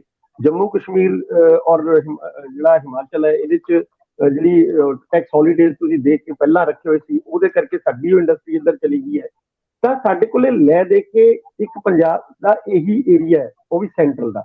ਸੈਂਟਰਲ ਜਿਹੜਾ ਪੰਜਾਬ ਹੈ ਉਸ ਦੇ ਬਹੁਤ ਸਾਰੇ ਇਲਾਕੇ ਇੱਦਾਂ ਦੇ ਨੇ ਜਿਸ 'ਚ ਤੁਹਾਡਾ ਪਾਣੀ ਇੰਨਾ ਡੂੰਘਾ ਚਲਾ ਗਿਆ ਹੈ ਕਿ ਤੁਹਾਨੂੰ ਉਹਦੇ ਲਈ ਤਾਂ ਅਗਰ ਇੰਡਸਟਰੀ ਕੋਈ ਆ ਵੀ ਗਈ ਤਾਂ ਉਹ ਪਹਿਲਾਂ ਸੈਂਟਰਲ ਗਰਾਊਂਡ ਵਾਟਰ ਬੋਰਡ ਤੋਂ ਉਹਨੂੰ ਇਜਾਜ਼ਤ ਲੈਣੀ ਪੈਣੀ ਹੈ ਕਿ ਅਸੀਂ ਲਗਾ ਸਕੀਏ ਕਿ ਨਹੀਂ। ਉਹਨਾਂ ਨੇ ਇਜਾਜ਼ਤ ਦੇਣੀ ਹੀ ਨਹੀਂ ਹੈ ਇੱਥੇ। ਤਾਂ ਸਰ ਇਸ ਤਰ੍ਹਾਂ ਦੇ ਬਹੁਤ ਸਾਰੇ ਚੀਜ਼ਾਂ ਹੈਗੀਆਂ ਨੇ। ਮੈਂ ਜਿਹੜੀ ਇਸ ਸਮਿਟ ਨੂੰ ਥੋੜਾ ਜਿਹਾ ਅੱਗੇ ਵਧਾਉਣਾ, ਜਿਸ ਤਰ੍ਹਾਂ ਤੁਸੀਂ ਅੰਮ੍ਰਿਤਸਰ ਦੀ ਗੱਲ ਕੀਤੀ ਸੀ ਕਿ ਅੰਮ੍ਰਿਤਸਰ ਨੂੰ ਕਿਉਂ ਨਹੀਂ ਉਹ ਕਰ ਰਹੇ। ਤੇ ਅੰਮ੍ਰਿਤਸਰ ਦੇ ਵਿੱਚ ਤੁਹਾਡੀ ਮੈਂ ਅਗਰ ਇਹ ਜਿਹੜੀ ਸੀਐਮ ਸਾਹਿਬ ਜਾ ਕੇ ਆਏ ਹੈ, ਚਾਹੇ ਉਹ ਹੈਦਰਾਬਾਦ ਗਏ ਸੀ ਜਾਂ ਚੇਨਈ ਗਏ ਸੀ, ਹੁਣ ਮੁੰਬਈ ਗਏ ਆ, ਉਹਦੇ 'ਚੋਂ ਹੈਦਰਾਬਾਦ ਜਦੋਂ ਗਏ ਸੀ ਤਾਂ ਵੰਡੇਲਾ ਇੱਕ ਨਾਂ ਦੀ ਕੰਪਨੀ ਜਿਹੜੀ ਹੈਗੀ ਹੈ, ਜਿਹੜੇ ਅਮਿਊਜ਼ਮੈਂਟ ਪਾਰਕ ਬਣਾਉਂਦੇ ਹੈਗੇ ਆ, ਉਹਨਾਂ ਨੇ ਆਫਰ ਕੀਤੀ ਹੈ ਕਿ ਅਸੀਂ ਅੰਮ੍ਰਿਤਸਰ ਦੇ ਵਿੱਚ ਬਣਾਉਣਾ ਚਾਹੁੰਦੇ ਹਾਂ ਕਿਉਂਕਿ ਉੱਥੇ ਬਹੁਤ ਟੂਰਿਸਟ ਜਿਹੜਾ ਹੈਗਾ ਉਹ ਮਤਲਬ ਰੂਟੀਨ 'ਚ ਹੀ ਬਹੁਤ ਆਉਂਦਾ ਹੈ। ਮਤਲਬ 50,000 ਲੱਖ ਤੇ ਕੋਈ ਲੱਖ ਕਹਿ ਦਿੰਦਾ, ਕੋਈ 50,000 ਕਹਿ ਦਿੰਦਾ, ਜਿੰਨਾ ਵੀ ਹੈ। ਔਰ ਉੱਥੇ ਫਿਰ ਵੀ ਹੈ ਕਈ ਚੀਜ਼ਾਂ ਨੇ, ਰੀਟਰੀਟ ਸੈਰੇਮਨੀ ਹੈ, ਜਲਿਆਂਵਾਲਾ ਬਾਗ ਹੈ, ਦਰਬਾਰ ਸਾਹਿਬ ਤਾਂ ਖੈਰ ਜਾਂਦੇ ਹੀ ਹੈ ਜਿਹੜੇ ਜਾਂਦੇ ਆ। ਇਹਨਾਂ ਚੀਜ਼ਾਂ ਉਹ ਇਹ ਵੀ ਮਾਈਂਡ 'ਚ ਫਿਰ ਸੋਚ ਕੇ ਆਉਂਦੇ ਆ ਵੀ ਚਲੋ ਜੇ ਦਰਬਾਰ ਸਾਹਿਬ ਚੱਲੇ ਤਾਂ ਆਪਾਂ ਇਹ ਚੀਜ਼ਾਂ ਵੀ ਦੇਖੀਏ। ਅਗਰ ਉੱਥੇ ਇਸ ਤਰ੍ਹਾਂ ਦਾ ਅਮਿਊਜ਼ਮੈਂਟ ਪਾਰਕ ਉਹ ਆਉਂਦਾ ਤਾਂ ਨੈਚੁਰਲੀ ਇਕੋ ਬਣੇਗਾ। ਇਸੇ ਤਰ੍ਹਾਂ ਹੀ ਜਿਹੜੇ ਏਅਰਟੈਲ ਵਾਲੇ ਹੈਗੇ ਆ, ਉਹ ਦੇਖੋ ਪੰਜਾਬ ਦੇ ਇੰਡਸਟਰੀਲਿਸਟ ਨੇ, ਠੀਕ ਹੈ, ਉਹਨਾਂ ਨੇ ਵਪਾਰ ਆਪਣਾ ਹੁਣ ਬਹੁਤ ਜਗ੍ਹਾ ਤੇ ਬਣਾ ਲਿਆ, ਲੇਕਿਨ ਉਹਨਾਂ ਨੇ ਵੀ ਮੋਹਾਲੀ ਆਫਰ ਕੀਤਾ ਕਿ ਅਸੀਂ ਮੋਹਾਲੀ ਦੇ ਵਿੱਚ ਇੱਕ ਡਾਟਾ ਸੈਂਟਰ ਵੱਡਾ ਬਣਾਉਣਾ ਚਾਹੁੰਦੇ ਹਾਂ, ਤਾਂ ਸਾਨੂੰ ਉੱਥੇ ਲੈਂਡ ਦੀ ਲੋੜ ਹੈਗੀ ਹੈ, ਤਾਂ ਸਾਨੂੰ ਤੁਸੀਂ ਲੈਂਡ ਉਪਲਬਧ ਕਰਾਓ। ਇਸੇ ਤਰ੍ਹਾਂ ਹੀ ਇੱਕ ਹੀਰਾ ਨੰਦਾਨੀ ਗਰੁੱਪ ਹੈਗਾ, ਉਹ ਵੀ ਬਹੁਤ ਸੈਕਟਰ ਦੇ ਵਿੱਚ ਕੰਮ ਕਰ ਰਿਹਾ ਹੈ। ਉਹਨਾਂ ਨੇ ਵੀ 400 ਕਰੋੜ ਰੁਪਏ ਦੀ ਆਪਣੀ ਇਨਵੈਸਟਮੈਂਟ ਇੱਥੇ ਕਰਨ ਦੀ ਇੱਛਾ ਜ਼ਾਹਿਰ ਕੀਤੀ ਹੈ ਔਰ ਉਹਨਾਂ ਦੀ ਪ੍ਰਪੋਜ਼ਲ ਵੀ ਇੱਥੇ ਆ ਗਈ ਇਹਨਾਂ ਕੋਲੇ। ਉਹ ਵੀ ਇੱਕ ਵੱਡਾ ਡਾਟਾ ਸੈਂਟਰ ਜਿਹੜਾ ਹੈਗਾ ਮੋਹਾਲੀ ਕੋਲੇ ਬਣਾਉਣਾ ਚਾਹੁੰਦੇ ਹੈ। ਜਿਹੜੇ ਇੰਡਸਟਰੀਸਟ ਹੈ ਇਹ ਖਾਸ ਤੌਰ ਤੇ ਕਾਫੀ ਚੀਜ਼ਾਂ ਦੇਖਦੇ ਆ, ਮਤਲਬ ਖਾਸ ਤੌਰ ਤੇ ਜਿਸ ਤਰ੍ਹਾਂ ਲੌਜਿਸਟਿਕਸ ਦਾ ਕੀ ਹੋਏਗਾ। ਮਤਲਬ ਹੁਣ ਜਿਵੇਂ ਅੰਮ੍ਰਿਤਸਰ ਦੇ ਵਿੱਚ ਇੰਟਰਨੈਸ਼ਨਲ ਏਅਰਪੋਰਟ ਹੈ, ਚੰਡੀਗੜ੍ਹ ਦੇ ਵਿੱਚ ਇੰਟਰਨੈਸ਼ਨਲ ਏਅਰਪੋਰਟ ਹੈ, ਔਰ ਰੇਲਵੇ ਟਰੈਕਸ ਹੈਗੇ ਆ ਕਿ ਨਹੀਂ ਹੈ। ਔਰ ਹੁਣ ਕਿਉਂਕਿ ਤੁਹਾਨੂੰ ਪਤਾ ਹੋਏਗਾ ਕਿ ਇੰਡਸਟਰੀਅਲ ਕੋਰੀਡੋਰ ਵੀ ਆ ਰਿਹਾ ਜਿਹੜਾ ਲੁਧਿਆਣੇ ਤੱਕ ਆਉਣਾ ਹੈਗਾ, ਪਿੱਛੋਂ ਕੰਨਿਆ ਕੁਮਾਰੀ ਤੋਂ ਜਿਹੜਾ ਪਿੱਛੇ ਚੇਨਈ ਤੋਂ ਚੱਲਿਆ ਹੋਇਆ। ਉਹ ਜਿਹੜਾ ਇੰਡਸਟਰੀਅਲ ਕੋਰੀਡੋਰ ਦੇ ਦੋਨੋਂ ਤਰਫ ਉਸ ਰੇਲਵੇ ਟਰੈਕ ਦੇ ਦੋਨੋਂ ਤਰਫ ਇੱਕ ਬਹੁਤ ਵੱਡੇ ਇੰਡਸਟਰੀਅਲ ਹੱਬ ਵੀ ਸਥਾਪਿਤ ਕੀਤੇ ਜਾਣੇ ਆ। ਤਾਂ ਇਹੀ ਜਿਸ ਤਰ੍ਹਾਂ ਭਾਸਕਰ ਸਾਹਿਬ ਨੇ ਕਿਹਾ ਕਿ ਪਹਿਲਾਂ ਤੋਂ ਹੀ ਕਲਸਟਰ ਨਿਯਤ ਕੀਤੇ ਜਾਣੇ ਚਾਹੀਦੇ ਵੀ ਉੱਥੇ ਅਸੀਂ ਦੇਣਾ ਕੀ ਹੈ। ਮੈਨੂੰ ਲੱਗਦਾ ਕਿ ਗਵਰਨਮੈਂਟ ਨੂੰ ਖੁਦ ਇੰਡਸਟਰੀ ਸਥਾਪਿਤ ਕਰਨ ਦੀ ਬਜਾਏ ਇਨਫਰਾਸਟ੍ਰਕਚਰ ਦੇ ਉੱਤੇ ਹੀ ਕੰਮ ਕਰਨਾ ਚਾਹੀਦਾ, ਪ੍ਰਾਈਵੇਟ ਇੰਡਸਟਰੀ ਉੱਤੇ ਕੰਮ ਕਰੇ। ਕਿਉਂਕਿ ਮੈਂ ਜਿੰਨਾ ਵੀ ਹੁਣ ਤੱਕ ਦਾ ਮੇਰਾ ਤਜਰਬਾ ਮੈਂ ਦੇਖਦਾ, ਜਿੰਨੀਆਂ ਵੀ ਗਵਰਨਮੈਂਟ ਸੈਕਟਰ ਦੇ ਵਿੱਚ ਲੱਗਦੀਆਂ ਨੇ ਕੰਪਨੀਆਂ, ਉਹ ਸਾਰੀਆਂ ਦੀ ਸਾਰੀਆਂ ਫੇਲ ਹੀ ਹੁੰਦੀਆਂ ਨੇ। ਜਿਸ ਤਰ੍ਹਾਂ ਤੁਸੀਂ ਖੁਦ ਹੀ ਦੋ ਤਾਂ ਤੁਸੀਂ ਖੁਦ ਹੀ ਦੱਸਦੇ ਕਿ ਇੱਕ ਹੁਸ਼ਿਆਰਪੁਰ ਲੱਗਿਆ ਸੀ ਪਲਾਂਟ ਔਰ ਇੱਕ ਜਿਹੜਾ ਆਪਣੇ ਅਬੋਹਰ ਲੱਗਿਆ ਸੀ। ਹੁਸ਼ਿਆਰਪੁਰ ਵਾਲਾ ਤਾਂ ਅਜੇ ਫਿਰ ਵੀ ਚੱਲ ਰਿਹਾ, ਉਹ ਰਾਮਦੇਵ ਦਾ ਕਾਫੀ ਜੂਸਿਸ ਦਾ ਕੰਮ ਕਰਦੇ ਆ ਉਹ, ਲੇਕਿਨ ਉਹ ਅਬੋਹਰ ਵਾਲਾ ਤਾਂ ਬਿਲਕੁਲ ਹੀ ਡੰਪ ਪਿਆ। ਇਸੇ ਤਰ੍ਹਾਂ ਹੀ ਤੁਸੀਂ ਸਾਡੇ ਮਾਲਵੇ ਪੱਟੀ 'ਚ ਦੇਖੋ, ਅਗਰ ਮੈਂ ਕਿਉਂਕਿ ਮਾਲਵੇ ਨਾਲ ਬਿਲੋਂਗ ਕਰਦਾ, ਸਾਡੇ 7 ਸਪਿਨਿੰਗ ਮਿੱਲਾਂ ਲੱਗੀਆਂ ਸੀ ਔਰ ਕਾਟਨ ਦਾ ਸਭ ਤੋਂ ਵੱਡਾ ਕੇਂਦਰ ਹੈ, ਮਤਲਬ ਜਿਹੜਾ ਸਾਡਾ ਮਾਲਵਾ, ਔਰ ਹੌਲੀ ਹੌਲੀ ਕਿਉਂਕਿ ਉਹ ਸਪਿਨ ਮਿਲਿੰਗ ਬੰਦ ਹੋ ਗਈਆਂ ਔਰ ਕਾਟਨ ਦਾ ਏਰੀਆ ਜਿਹੜਾ ਹੈ ਉਹ ਅੰਡਰ ਪੈਡੀ ਚਲਾ ਗਿਆ, ਮਤਲਬ ਕਾਟਨ ਤੋਂ ਵੀ ਅਸੀਂ ਕੰਟਰੋਲ ਨਹੀਂ ਕਰ ਪਾਏ, ਮਤਲਬ ਫੇਲ ਹੋ ਗਈਆਂ ਸਾਡੀਆਂ, ਮਤਲਬ ਪਹਿਲਾਂ ਅਮਰੀਕਨ ਸੁੰਡੀ ਕਰਕੇ, ਹੁਣ ਗੁਲਾਬੀ ਸੁੰਡੀ ਕਰਕੇ। ਸੋ ਜਿਹੜਾ ਇੰਡਸਟਰੀ ਜਦੋਂ ਲੈ ਕੇ ਆਣੀ ਹੁੰਦੀ ਹੈ ਉਦੋਂ ਇਹ ਵੀ ਹੁੰਦਾ ਵੀ ਤੁਸੀਂ ਸਿਰਫ ਇਨਸੈਂਟਿਵ ਦੇ ਦੋਗੇ ਤਾਂ ਇੰਡਸਟਰੀ ਆ ਜਾਏਗੀ। ਇਨਸੈਂਟਿਵ ਤੇ ਕਦੇ ਇੰਡਸਟਰੀ ਨਹੀਂ ਆਉਂਦੀ, ਉਹ ਇੰਡਸਟਰੀ ਹੋਰ ਵੀ ਆਪਣੇ ਪੱਖ ਦੇਖਦੀ ਹੈ ਕਿ ਉਹਨਾਂ ਨੂੰ ਲੇਬਰ ਵੀ ਕਿੱਥੋਂ ਮਿਲਣੀ ਹੈ। ਉਹ ਤੇ ਆਖਿਰ ਕੰਮ ਤਾਂ ਲੋਕਾਂ ਨੇ ਕਰਨਾ ਨਾ ਜੀ ਉੱਥੇ, ਜੇ ਤੁਹਾਨੂੰ ਕੰਮ ਕਰਨ ਵਾਲੇ ਹੀ ਨਹੀਂ ਮਿਲ ਰਹੇ। ਹੁਣ ਸਾਡੇ ਤਾਂ ਯੰਗਸਟਰ ਬਾਹਰ ਜਾਈ ਜਾ ਰਹੇ, ਅਸੀਂ ਮਤਲਬ ਉਹਨਾਂ ਨੂੰ ਬਿਲਕੁਲ ਰੋਕ ਪਾਉਣ 'ਚ ਅਸਮਰਥ ਹੋਏ ਪਏ ਆ। ਤਾਂ ਜੇ ਸਾਡੇ ਕੋਲ ਇੱਥੇ ਹੈ ਨਹੀਂ ਤਾਂ ਫਿਰ ਕੀ ਅਸੀਂ ਬਾਹਰੋਂ ਇੱਥੇ ਬੱਚੇ ਲਿਆ ਕੇ ਉਹਨਾਂ ਨੂੰ ਇੱਥੇ ਨੌਕਰੀਆਂ ਦੇਣਾ ਚਾਹੁੰਦੇ ਹਾਂ? ਮਤਲਬ ਮੇਰਾ ਇਹ ਕਹਿਣ ਦਾ ਭਾਵ ਹੈ ਕਿ ਇਹ ਸਾਰੀਆਂ ਚੀਜ਼ਾਂ ਸਾਨੂੰ ਕਲੈਕਟਿਵਲੀ ਦੇਖਣੀਆਂ ਚਾਹੀਦੀਆਂ ਨੇ, ਉਹਦੇ ਆਧਾਰ ਤੇ ਫਿਰ ਕੋਈ ਪਾਲਿਸੀ ਤੈਅ ਕਰਨੀ ਚਾਹੀਦੀ ਹੈ, ਫਿਰ ਇਹਨਾਂ ਨੂੰ ਇਨਵੈਸਟਮੈਂਟ ਵਾਲਿਆਂ ਨੂੰ ਸਾਨੂੰ ਇੱਥੇ ਇਨਵਾਈਟ ਕਰਨਾ ਚਾਹੀਦਾ। ਇਹ ਕੋਈ ਵੀ ਆਪਣੇ ਪੈਸੇ ਰੋੜਨਾ ਤਾਂ ਚਾਹੁੰਦਾ ਹੀ ਨਹੀਂਗਾ ਇੰਦਰਪ੍ਰੀਤ ਜੀ, ਕਿ ਕੌਣ ਆਪਣੇ ਪੈਸੇ ਜਿਹੜੇ ਆ ਉਹ ਚਾਹੂਗਾ ਕਿ ਉਹ ਮਿੱਟੀ ਕਰ ਦਈਏ। ਭਾਸਕਰ ਸਾਹਿਬ, ਗੱਲ ਜਿਸ ਮੋੜ ਤੇ ਖੜੀ ਆ ਉੱਥੋਂ ਇੱਕ ਖਬਰ ਬੜੀ ਅਹਿਮ ਹੋ ਜਾਂਦੀ ਹੈ। ਇਹ ਕਹਿ ਰਿਹਾ ਕਿ ਸਾਡੇ ਬੱਚੇ, ਕਿਉਂਕਿ ਸਾਡੇ ਕੋਲ ਇੱਥੇ ਸਕਿੱਲ ਜਿਹੜੀ ਹੈਗੀ ਆ ਲੇਬਰ ਉਹ ਨਹੀਂ ਮਿਲ ਰਹੀ, ਸਕਿਲਡ ਬੰਦੇ ਸਾਨੂੰ ਲੱਭਦੇ ਹੀ ਨਹੀਂ ਕੋਈ ਵੀ। ਉਂਝ ਕਹਿੰਦੇ ਬੇਰੁਜ਼ਗਾਰੀ ਬੜੀ ਆ, ਪਰ ਤੁਸੀਂ ਕਿਸੇ ਵੀ ਖੇਤਰ 'ਚ ਇਸ਼ਤਿਹਾਰ ਦੇ ਕੇ ਦੇਖ ਲਓ, ਸਾਨੂੰ ਕਾਬਲ ਲੋਕ ਨਹੀਂ ਮਿਲਦੇ। ਜਦੋਂ ਸੁਖਪਾਲ ਸਿੰਘ ਖਹਿਰਾ ਆਪਣੇ ਸਾਥੀਆਂ ਨਾਲ, ਪ੍ਰਤਾਪ ਬਾਜਵਾ ਤੇ ਸੁਖ ਸਰਕਾਰੀਆ ਨਾਲ ਪੰਜਾਬ ਵਿਧਾਨ ਸਭਾ ਦੇ ਸਪੀਕਰ ਕੁਲਤਾਰ ਸਿੰਘ ਸੰਧਵਾ ਨੂੰ ਮਿਲਦੇ ਆ, ਤੇ ਉਸ ਤੋਂ ਬਾਅਦ ਖਹਿਰਾ ਇੱਕ ਪ੍ਰੈਸ ਕਾਨਫਰੰਸ ਵੀ ਕਰਦੇ ਆ ਕਿ ਮੈਂ ਇੱਕ ਪ੍ਰਾਈਵੇਟ ਬਿੱਲ ਲਿਆਉਣਾ ਚਾਹੁੰਦਾ ਜਿਹਦੇ 'ਚ ਅਸੀਂ ਪੰਜਾਬ ਦੇ ਵਿੱਚ ਜ਼ਮੀਨਾਂ ਖਰੀਦਣ ਤੇ ਬਾਹਰਲੇ ਸੂਬਿਆਂ ਦੇ ਲੋਕਾਂ ਤੇ ਪਾਬੰਦੀ ਚਾਹੁੰਦੇ ਹਾਂ। ਹੁਣ ਇਹੀ ਮਾਮਲਾ ਕਿ ਪਿਛਲੇ ਦਹਾਕਿਆਂ ਦੇ ਵਿੱਚ ਉਹਨਾਂ ਦੀ ਜ਼ੁਬਾਨ ਤੋਂ ਹੀ ਆ ਕਿ ਲੱਖਾਂ ਲੋਕ ਇੱਥੇ ਆ ਕੇ ਵੱਸ ਗਏ, ਜਿਨ੍ਹਾਂ ਨੇ ਆਪਣੇ ਆਧਾਰ ਵੀ ਬਣਾ ਲਏ, ਆਪਣੀਆਂ ਪੱਕੀਆਂ ਰਿਹਾਇਸ਼ਾਂ ਵੀ ਬਣਾ ਲਈਆਂ ਤੇ ਜ਼ਮੀਨਾਂ ਵੀ ਖਰੀਦੀਆਂ। ਉਹ ਕਹਿੰਦੇ ਸਾਡੇ ਬਾਕੀ ਆਲੇ ਦੁਆਲੇ ਵਾਲੇ ਸੂਬੇ ਤਾਂ ਆਗਿਆ ਨਹੀਂ ਦਿੰਦੇ, ਅਸੀਂ ਤਾਂ ਕਿਤੇ ਬਾਹਰ ਖਰੀਦ ਨਹੀਂ ਸਕਦੇ। ਸੋ ਸਾਡੇ ਬੱਚਿਆਂ ਲਈ ਰੁਜ਼ਗਾਰ ਖੁੱਸ ਰਹੇ ਆ, ਕੰਮਕਾਜ ਜਿਹੜੇ ਬਾਹਰਲਿਆਂ ਨੇ ਆ ਕੇ ਸਾਂਭ ਲਿਆ, ਸਾਡੇ ਬੱਚਿਆਂ ਕੋਲ ਰਹਿ ਰਹਾ ਕੇ ਫਿਰ ਪ੍ਰਵਾਸ ਬਚਦਾ, ਵਿਦੇਸ਼ ਬਚਦਾ ਹੈ। ਤੇ ਇਹੀ ਗੱਲ ਇੰਦਰਪ੍ਰੀਤ ਜੀ ਕਹਿ ਰਹੇ ਕਿ ਇੰਡਸਟਰੀ ਨੂੰ ਇੱਥੇ ਲੇਬਰ ਨਹੀਂ ਮਿਲਦੀ। ਉਹਨਾਂ ਇਹ ਵੀ ਵੇਖਣਾ ਕਿ ਸਾਨੂੰ ਕੰਮ ਚਲਾਉਣ ਵਾਲੇ ਬੰਦੇ ਮਿਲਣਗੇ ਕਿ ਨਹੀਂ। ਇਹਨਾਂ ਦੋਨਾਂ ਚੀਜ਼ਾਂ ਨੂੰ ਕਲੱਬ ਕਿਵੇਂ ਕਰੀਏ? ਫਿਰ ਚੱਲਦੇ ਆ ਕੈਨੇਡਾ ਦੇ ਵਿੱਚ ਜੋ ਵਾਪਰ ਰਿਹਾ ਜੀ। ਜਿੱਥੇ ਤੱਕ ਪੰਜਾਬ ਦੇ ਬੱਚਿਆਂ ਦੀ ਗੱਲ ਕਰੀਏ, ਨੋ ਡਾਊਟ ਪੰਜਾਬ ਦੇ ਵਿੱਚ ਬੱਚੇ ਕਾਫੀ ਸਾਰੇ ਕੈਨੇਡਾ ਗਏ ਹੋਏ ਨੇ। ਹੁਣ ਜਿਹੜੇ ਸੁਖਪਾਲ ਸਿੰਘ ਖਹਿਰਾ ਉਹਨਾਂ ਸੰਧਵਾ ਸਾਹਿਬ ਨੂੰ ਮਿਲ ਕੇ ਜਿਹੜੀ ਗੱਲ ਕਹਿੰਦੇ ਨੇ ਕਿ ਮੈਂ ਇੱਕ ਪ੍ਰਾਈਵੇਟ ਬਿੱਲ ਲੈ ਕੇ ਆਉਣਾ ਚਾਹੁੰਦਾ, ਜਿਸ ਬਿੱਲ ਦੇ ਵਿੱਚ ਜਿਹੜੇ ਬਾਹਰ ਦੇ ਲੋਕ ਪੰਜਾਬ ਦੇ ਵਿੱਚ ਆ ਕੇ ਪ੍ਰਾਪਰਟੀਜ਼ ਖਰੀਦਦੇ ਨੇ ਜਾਂ ਪਰਮਾਨੈਂਟ ਰੈਜ਼ੀਡੈਂਟ ਹੋ ਜਾਂਦੇ ਨੇ ਇੱਥੇ ਆ ਕੇ, ਉਹਦੇ ਤੇ ਰੋਕ ਲਾਈ ਜਾ ਸਕੇ। ਸਾਡੇ ਗਵਾਂਢੀ ਸੂਬਿਆਂ ਦੇ ਵਿੱਚ, ਹਿਮਾਚਲ ਪ੍ਰਦੇਸ਼ ਦੇ ਵਿੱਚ ਇਹ ਪਹਿਲੇ ਹੀ ਹੈਗਾ, ਜੰਮੂ ਐਂਡ ਕਸ਼ਮੀਰ ਦੇ ਵਿੱਚ ਆਰਟੀਕਲ 370 ਹਟਾਏ ਜਾਣ ਤੋਂ ਪਹਿਲੇ ਉੱਥੇ ਵੀ ਇਹੀ ਪ੍ਰੋਵੀਜ਼ਨ ਸੀਗਾ, ਔਰ ਬਹੁਤ ਸਾਰੇ ਸੂਬਿਆਂ ਦੇ ਵਿੱਚ ਇਹ ਪ੍ਰੋਵੀਜ਼ਨ ਆਲਰੇਡੀ ਹੈਗਾ। ਪਰ ਇਹਦੀ ਲੋੜ ਪੰਜਾਬ ਨੂੰ ਕਿਉਂ ਹੈਗੀ ਹੈ? ਸਾਡੇ ਬੱਚੇ ਬਾਹਰ ਜਾ ਰਹੇ ਨੇ। ਉਹ ਪਿਛਲੇ ਦਿਨਾਂ 'ਚ ਕੈਨੇਡਾ ਨੇ ਵੀ ਇੱਕ ਪ੍ਰੋਵੀਜ਼ਨ ਕੱਢਿਆ ਸੀਗਾ ਕਿ ਜਿਹੜੇ PR ਹੈਗੇ ਨੇ ਉਹ ਇੱਕ ਲਿਮਿਟ ਦੇ ਵਿੱਚ ਘਰ ਨਹੀਂ ਨਵਾਂ ਖਰੀਦ ਸਕਦੇ, ਕਿਉਂਕਿ ਉੱਥੇ ਪ੍ਰਾਪਰਟੀ ਦੇ ਰੇਟ ਬਹੁਤ ਜ਼ਿਆਦਾ ਵੱਧ ਗਏ ਨੇ। ਹੁਣ ਇਹਦੇ ਪਿੱਛੇ ਏਮ ਕੀ ਨੇ? ਕੀ ਪੰਜਾਬ ਇਸ ਤਰੀਕੇ ਦੀ ਪ੍ਰੋਵੀਜ਼ਨ ਕਰਕੇ ਜਾਂ ਐਕਟ ਲਿਆ ਕੇ ਜਾਂ ਬਿੱਲ ਲਿਆ ਕੇ ਕਿ ਬਾਹਰ ਤੋਂ ਆਉਣ ਵਾਲੇ ਲੋਕਾਂ ਨੂੰ ਰੋਕ ਕੇ ਅਸੀਂ ਖਟਾਂਗੇ ਕੀ ਜਾਂ ਸਾਨੂੰ ਪ੍ਰੋਫਿਟ ਕੀ ਹੋਏਗਾ? ਇਹਦੇ ਉੱਤੇ ਜ਼ਰੂਰ ਹੈ, ਚਲੋ ਬਿੱਲ ਲੈ ਕੇ ਆ ਰਹੇ ਨੇ, ਇਹਦੇ ਉੱਤੇ ਡਿਟੇਲਡ ਡਿਸਕਸ਼ਨ ਹੋਣੀ ਚਾਹੀਦੀ ਹੈ। ਔਰ ਇਹਦੇ ਵਿੱਚੋਂ ਪੰਜਾਬ ਨੂੰ, ਕਿਉਂਕਿ ਹਜੇ ਪੰਜਾਬ ਦੇ ਵਿੱਚ ਲੇਬਰ ਜੇ ਬਿਹਾਰ ਤੋਂ ਨਾ ਆਏ ਨਾ ਤੇ ਝੋਨੇ ਦੇ ਸੀਜ਼ਨ ਦੇ ਵਿੱਚ ਹੱਥਾਂ ਪੈਰਾਂ ਦੀ ਪੈ ਜਾਂਦੀ ਹੈ ਸਾਡੇ ਕਿਸਾਨਾਂ ਨੂੰ। ਔਰ ਉਦਾਂ ਦੇ ਕੇਸ ਦੇ ਵਿੱਚ ਤੁਸੀਂ ਏਦਾਂ ਦਾ ਬਿੱਲ ਲੈ ਕੇ ਆ ਜਾਓ ਔਰ ਜਿਹੜੇ ਆਉਣ ਵਾਲੇ ਨੇ ਉਹਨਾਂ ਨੂੰ ਵੀ ਰੋਕਣ ਦੀ ਕੋਸ਼ਿਸ਼ ਕਰੋ। ਮੈਨੂੰ ਲੱਗਦਾ ਕਿ ਇੱਥੇ ਇਹਦੇ ਕੋਈ ਫਾਇਦੇ ਘੱਟ ਤੇ ਨੁਕਸਾਨ ਜ਼ਿਆਦਾ ਨਾ ਹੋ ਜਾਏ, ਇਸ ਗੱਲ ਦੇ ਉੱਤੇ ਵੀ ਗੌਰ ਕਰਨਾ ਚਾਹੀਦਾ। ਖਹਿਰਾ ਸਾਹਿਬ ਇਹਦੇ 'ਚ ਕਹਿ ਰਹੇ, ਮੈਂ ਸਾਹਮਣੇ ਉਹ ਟੋਟਾ ਕੱਢ ਲਿਆ ਉਹਨਾਂ ਦੇ ਬਿਆਨ ਦਾ। ਉਹ ਕਹਿੰਦੇ ਜੰਮੂ ਕਸ਼ਮੀਰ, ਹਿਮਾਚਲ ਪ੍ਰਦੇਸ਼, ਰਾਜਸਥਾਨ ਸੂਬਿਆਂ ਨੇ ਆਪਣੀ ਪਛਾਣ ਤੇ ਹੋਂਦ ਦੀ ਰਾਖੀ ਲਈ ਖੇਤੀਬਾੜੀ ਜ਼ਮੀਨ ਬਾਹਰਲੇ ਲੋਕਾਂ ਲਈ ਖਰੀਦਣ ਤੇ ਪਾਬੰਦੀ ਲਾਤੀ ਹੈ। ਮੈਂ ਜਦੋਂ ਇਹਦੇ 'ਚ ਰਾਜਸਥਾਨ ਨੂੰ ਜਦੋਂ ਸ਼ਾਮਿਲ ਕਰ ਰਿਹਾ ਤਾਂ ਮੇਰੇ ਭਰਵੱਟੇ ਚੱਕੇ ਗਏ ਆ।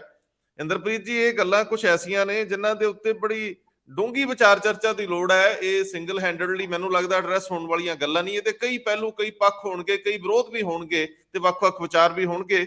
ਪਰ ਜਦੋਂ ਬੱਚੇ ਵਿਦੇਸ਼ਾਂ ਨੂੰ ਤੁਰ ਜਾਂਦੇ ਆ, ਮਾਪੇ ਹੱਥ ਝਾੜ ਕੇ ਏਅਰਪੋਰਟ ਤੋਂ ਮੁੜ ਆਉਂਦੇ ਸੋਚ ਕੇ ਕਿ ਚਲੋ ਸੁਰੱਖਿਅਤ, ਇੱਥੇ ਨਸ਼ੇ 'ਚ ਤਾਂ ਨਹੀਂ ਗਰਕੂਗਾ, ਇੱਥੇ ਕੋਈ ਗੈਂਗਸਟਰਿਜ਼ਮ ਉਹਦੇ ਵਿੱਚ ਤਾਂ ਨਹੀਂ ਫਸ ਜਾਊਗਾ, ਕੋਈ ਝੂਠਾ ਪਰਚਾ ਤਾਂ ਨਹੀਂ ਹੋ ਜਾਊਗਾ, ਕੋਈ ਸਿਆਸੀ ਰੰਜਿਸ਼ ਤਾਂ ਨਹੀਂ ਬਣੂਗੀ, ਇਹ ਕਹਿ ਕੇ ਤੇ ਸੁਰਖਰੂ ਹੋ ਜਾਂਦੇ ਆ। ਪਰ ਜੇ ਉਹੋ ਹੀ ਅਗਲੇ ਬੰਨੇ ਜਾਂਦਿਆਂ ਹੀ, ਹੁਣ ਚਲੋ ਰੌਲਾ ਤੇ ਪੈਂਦਾ ਵੀ ਇਸ ਮਹੀਨੇ 'ਚ ਇੰਨੇ ਬੱਚੇ ਹਾਰਟ ਅਟੈਕ ਨਾਲ ਮਰ ਗਏ, ਜਵਾਨ ਮਰ ਗਏ, ਬਾਈਆਂ ਚੌਵੀਆਂ ਵਾਲੇ ਮਰ ਗਏ। ਪਰ ਕਈ ਵਾਰੀ ਤੱਥ ਏਦਾਂ ਦੇ ਨਿਕਲ ਕੇ ਆਉਂਦੇ ਆ ਕਿ ਉਹ ਨਸ਼ੇ ਨਾਲ ਮਰ ਗਏ, ਉਹ ਜੀ ਮਿਲਾਵਟੀ ਨਸ਼ੇ ਨਾਲ ਮਰ ਗਏ। ਇੱਕ ਤਾਂ ਇਹ ਵੀ ਰੌਲਾ ਪੈ ਰਿਹਾ ਸੀ ਕਿ ਅਫੀਮ ਨੂੰ ਬੜੇ ਸਾਡੇ ਪੰਜਾਬੀ ਜਿਹੜੇ ਆ ਉਹ ਭੱਜ ਭੱਜ ਕੇ ਪੈਂਦੇ ਕਿ ਅਫੀਮ ਸਾਨੂੰ ਕਾਲੀ ਨਾਗਣੀ, ਅਸੀਂ ਕਈ ਤਾਂ ਵਿਸ਼ੇਸ਼ਣ ਦੇ ਰੱਖੇ ਇਹਨੂੰ, ਔਰ ਇਸੇ ਹੀ ਚੱਕਰ ਦੇ ਵਿੱਚ ਇਸੇ ਹੀ ਫੁਕਰਾਪੰਥੀ ਚ ਮਿਲਾਵਟੀ ਨਸ਼ੇ ਲੈ ਕੇ ਵੀ ਇਹ ਰੌਲੇ ਪੈ ਰਿਹਾ। ਮੈਨੂੰ ਤੁਸੀਂ ਕਿਉਂਕਿ ਇੱਥੇ ਕੰਮ ਵੀ ਕੀਤਾ, ਤੁਸੀਂ ਰਿਪੋਰਟ ਵੀ ਕੀਤਾ ਇਹਨੂੰ, ਮੈਨੂੰ ਦੱਸਿਓ ਜ਼ਰਾ ਕਿ ਪਰਿਸਥਿਤੀਆਂ ਕੀ ਨੇ, ਹਾਲਾਤ ਕੀ ਨੇ। ਦੇਖੋ ਪਿਛਲੇ ਦਿਨਾਂ 'ਚ ਮੈਂ ਅਸੀਂ ਕਿਉਂਕਿ ਅਖਬਾਰਾਂ ਦੇ ਵਿੱਚ ਰੋਜ਼ ਹੀ ਖਬਰਾਂ ਤਾਂ ਇਹ ਛਪਦੀਆਂ ਹੀ ਨੇ ਕਿ ਇੱਕ ਪੰਜਾਬੀ ਨੌਜਵਾਨ ਦੀ ਨਸ਼ੇ ਦੀ ਓਵਰਡੋਜ਼ ਕਰਕੇ ਡੈਥ ਹੋ ਗਈ, ਐਕਸੀਡੈਂਟ 'ਚ ਮਰ ਗਿਆ ਜਾਂ ਕੁਝ ਹੋਰ ਇਸ ਤਰ੍ਹਾਂ ਦੇ ਕਈ ਸ਼ਬਦ। ਅਸੀਂ ਜਦੋਂ ਉਹ ਖਬਰਾਂ ਦੇਖ ਰਹੇ ਸੀ ਤਾਂ ਮੈਨੂੰ ਇਸ ਗੱਲ ਤੇ ਬਹੁਤ ਹੈਰਾਨੀ ਹੋਈ ਕਿ ਇੱਕ ਜਗ੍ਹਾ ਤੇ ਡਾਟਾ ਆਇਆ ਕਿ ਪਿਛਲੇ ਮਹੀਨਾ ਜਿਹੜਾ ਲਾਸਟ ਮੰਥ ਹੈ ਉਹਦੇ ਵਿੱਚ ਹੀ 4 ਬੱਚੇ ਜਿਹੜੇ ਹੈਗੇ ਆ ਉਹ ਪੰਜਾਬੀ, ਮਤਲਬ ਜਿਹੜੇ ਤੋਂ ਪੰਜਾਬ ਚੋਂ ਗਏ ਸੀ, ਜਿਹਨਾਂ ਨੂੰ ਸਾਲ ਵੀ ਨਹੀਂ ਹੋਇਆ ਹੈਗਾ, ਉਹਨਾਂ ਦੀ ਡੈਥ ਹੋ ਗਈ ਹੈ ਨਸ਼ੇ ਦੀ ਓਵਰਡੋਜ਼ ਕਰਕੇ। ਉਹ ਬੜੀ ਹੈਰਾਨੀ ਵਾਲੀ ਗੱਲ ਸੀ। ਜਿਵੇਂ ਤੁਸੀਂ ਕਿਹਾ ਕਿ ਇੱਥੇ ਮਾਪੇ ਜਦੋਂ ਭੇਜਦੇ ਆ ਉਦੋਂ ਉਹਨਾਂ ਦੇ ਮਨਾਂ ਚ ਹੁੰਦਾ ਵੀ ਚਲੋ ਹੁਣੇ ਨਸ਼ਿਆਂ ਤੋਂ ਦੂਰ ਰਹੇਗਾ, ਗੈਂਗਸਟਰਾਂ ਤੋਂ ਦੂਰ ਰਹੇਗਾ, ਜਾਂ ਹੋਰ ਜਿਹੜੀਆਂ ਵੀ ਚੀਜ਼ਾਂ ਨੇ ਉਹਨਾਂ ਤੋਂ ਦੂਰ ਰਹੇਗਾ ਤੇ ਉੱਥੇ ਜਾ ਕੇ ਆਪਣਾ ਮਿਹਨਤ ਕਰੇਗਾ। ਤਾਂ ਮੈਨੂੰ ਲੱਗ ਰਿਹਾ ਕਿ ਇਹ ਵੀ ਇੱਕ ਵਹਿਮ ਜਿਹਾ ਹੁੰਦਾ ਕਿ ਸ਼ਾਇਦ ਬਾਹਰ ਜਾ ਕੇ ਸਭ ਕੁਝ ਠੀਕ ਹੋ ਜਾਏਗਾ। ਉੱਥੇ ਵੀ ਸਾਡੇ ਵਾਂਗੂ ਹੀ ਹੈ, ਥੋੜੇ ਸਿਸਟਮ ਹੋ ਸਕਦਾ ਕਿ ਸਾਡੇ ਨਾਲੋਂ ਥੋੜੇ ਬਿਹਤਰ ਹੋਣ, ਪਰ ਜਿਹੜੀ ਸਰਵਾਈਵਲ ਹੈ ਕਿਉਂਕਿ ਉੱਥੇ ਜਾ ਕੇ ਤੁਹਾਨੂੰ ਨਾਲ ਦੀ ਨਾਲ ਤਾਂ ਕੋਈ ਨੌਕਰੀਆਂ ਮਿਲਦੀਆਂ ਨਹੀਂ ਹੈ। ਤੁਸੀਂ ਇੱਥੋਂ ਜਦੋਂ ਦੇਖਦੇ ਹੋ ਕਿ ਫਲਾਣਾ ਬੰਦਾ ਬਹੁਤ ਅਮੀਰ ਹੈ ਜਾਂ ਹੋਰ ਬਹੁਤ ਹੈ, ਤੇ ਮੈਨੂੰ ਤਾਂ ਬਹੁਤ ਸਾਰੇ ਬੰਦੇ ਇੱਥੇ ਆ ਕੇ ਮਿਲਦੇ ਵੀ ਉੱਥੇ ਰੋਜ਼ ਹੀ ਚਾਹ ਸਮੋਸਿਆਂ ਦੇ ਉੱਤੇ ਹੀ ਉਹ ਗੁਜ਼ਾਰਾ ਕਰਦੇ ਆ, ਕਿਉਂਕਿ ਉਹਨਾਂ ਨੂੰ ਤਾਂ ਬਹੁਤ ਕੰਮ ਕਰਨ ਲਈ ਬੜਾ ਘੰਟੇ ਲਿਮਿਟਡ ਮਿਲਦੇ ਆ, ਤਾਂ ਉਹ ਸਾਰਾ ਦਿਨ ਇਸੇ ਤੇ ਹੀ ਕੰਮ ਕਰਦੇ। ਤਾਂ ਮੈਨੂੰ ਲੱਗਦਾ ਕਿ ਹੈਲਥ ਤਾਂ ਉਹਨਾਂ ਦੀ ਖਰਾਬ ਹੋ ਹੀ ਰਹੀ ਹੈ ਉੱਥੇ, ਕਿਉਂਕਿ ਇਸ ਤੇ ਕੋਈ ਸ਼ੱਕ ਨਹੀਂ। ਦੂਜਾ, ਕਿਉਂਕਿ ਉਹ ਇਕੱਲੇ ਨੇ, ਇਕੱਲਤਾ ਵੀ ਜਿਹੜੀ ਹੈਗੀ ਹੈ ਉਹ ਮੈਨੂੰ ਲੱਗਦਾ ਕਿ ਇਕੱਲਾਪਨ ਵੀ ਜਿਹੜਾ ਹੈਗਾ ਉਹ ਸਾਨੂੰ ਕਿਤੇ ਨਾ ਕਿਤੇ ਪਥਭ੍ਰਸ਼ਟ ਕਰ ਹੀ ਦਿੰਦਾ। ਤੀਸਰਾ, ਮੈਨੂੰ ਲੱਗਦਾ ਈਜ਼ੀ ਮਨੀ ਜਿਹੜੀ ਹੈਗੀ ਹੈ ਕਿ ਜਿਹੜੇ ਉੱਥੇ ਵੀ ਇਹੀ ਕੰਮ ਜਿਹੜੇ ਡਰਗ ਮਨੀਆਂ ਦੇ ਵਿੱਚ ਇਨਵੋਲਵ ਨੇ ਲੋਕ, ਉਹ ਵੀ ਜਿਹੜਾ ਡਰਗ ਨੂੰ ਇੱਧਰ ਤੋਂ ਉੱਧਰ ਭਿਜਵਾਉਣ ਦੇ ਲਈ ਜੋ ਪੈਸੇ ਦਿੰਦੇ ਹੈ, ਉਹ ਮੈਨੂੰ ਲੱਗਦਾ ਕਿ ਇੱਕ ਈਜ਼ੀ ਮਨੀ ਦੇ ਤੌਰ ਤੇ ਵੀ ਇਸ ਕਾਰੋਬਾਰ ਦੇ ਵਿੱਚ ਸਾਡੇ ਬੱਚੇ ਸ਼ਾਮਲ ਹੋ ਜਾਂਦੇ ਆ।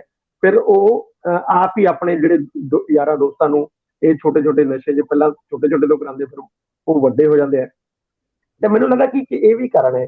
ਅਸੀਂ ਜਦੋਂ ਇਹ ਸਟੋਰੀ ਕੀਤੀ ਸੀ ਤਾਂ ਉੱਥੇ ਸਰੀ ਵਾਲਾ ਜਿਹੜਾ ਗੁਰਦੁਆਰਾ ਹੈਗਾ, ਉਹਨਾਂ ਦੇ ਬੰਦਿਆਂ ਨਾਲ ਗੱਲ ਹੋਈ ਤਾਂ ਉਹਨਾਂ ਨੇ ਕਿਹਾ ਕਿ ਸਾਡੇ ਕੋਲੇ ਤਾਂ ਮਤਲਬ ਸਾਨੂੰ ਹੁਣ ਇਹ ਮੁਸ਼ਕਿਲ ਹੋ ਰਹੀ ਹੈ ਕਿ ਅਸੀਂ ਇੰਨੀਆਂ ਲਾਸ਼ਾਂ ਸਾਂਭੀਏ ਕਿਵੇਂ, ਕਿਉਂਕਿ ਇੱਥੋਂ ਫੋਨ ਆ ਜਾਂਦੇ ਆ ਕਿ ਵੀ ਅਸੀਂ ਆਪਣੇ ਬੱਚੇ ਦਾ ਸੰਸਕਾਰ ਪੰਜਾਬ 'ਚ ਹੀ ਲਿਆ ਕੇ ਕਰਨਾ ਚਾਹੁੰਦੇ ਹਾਂ।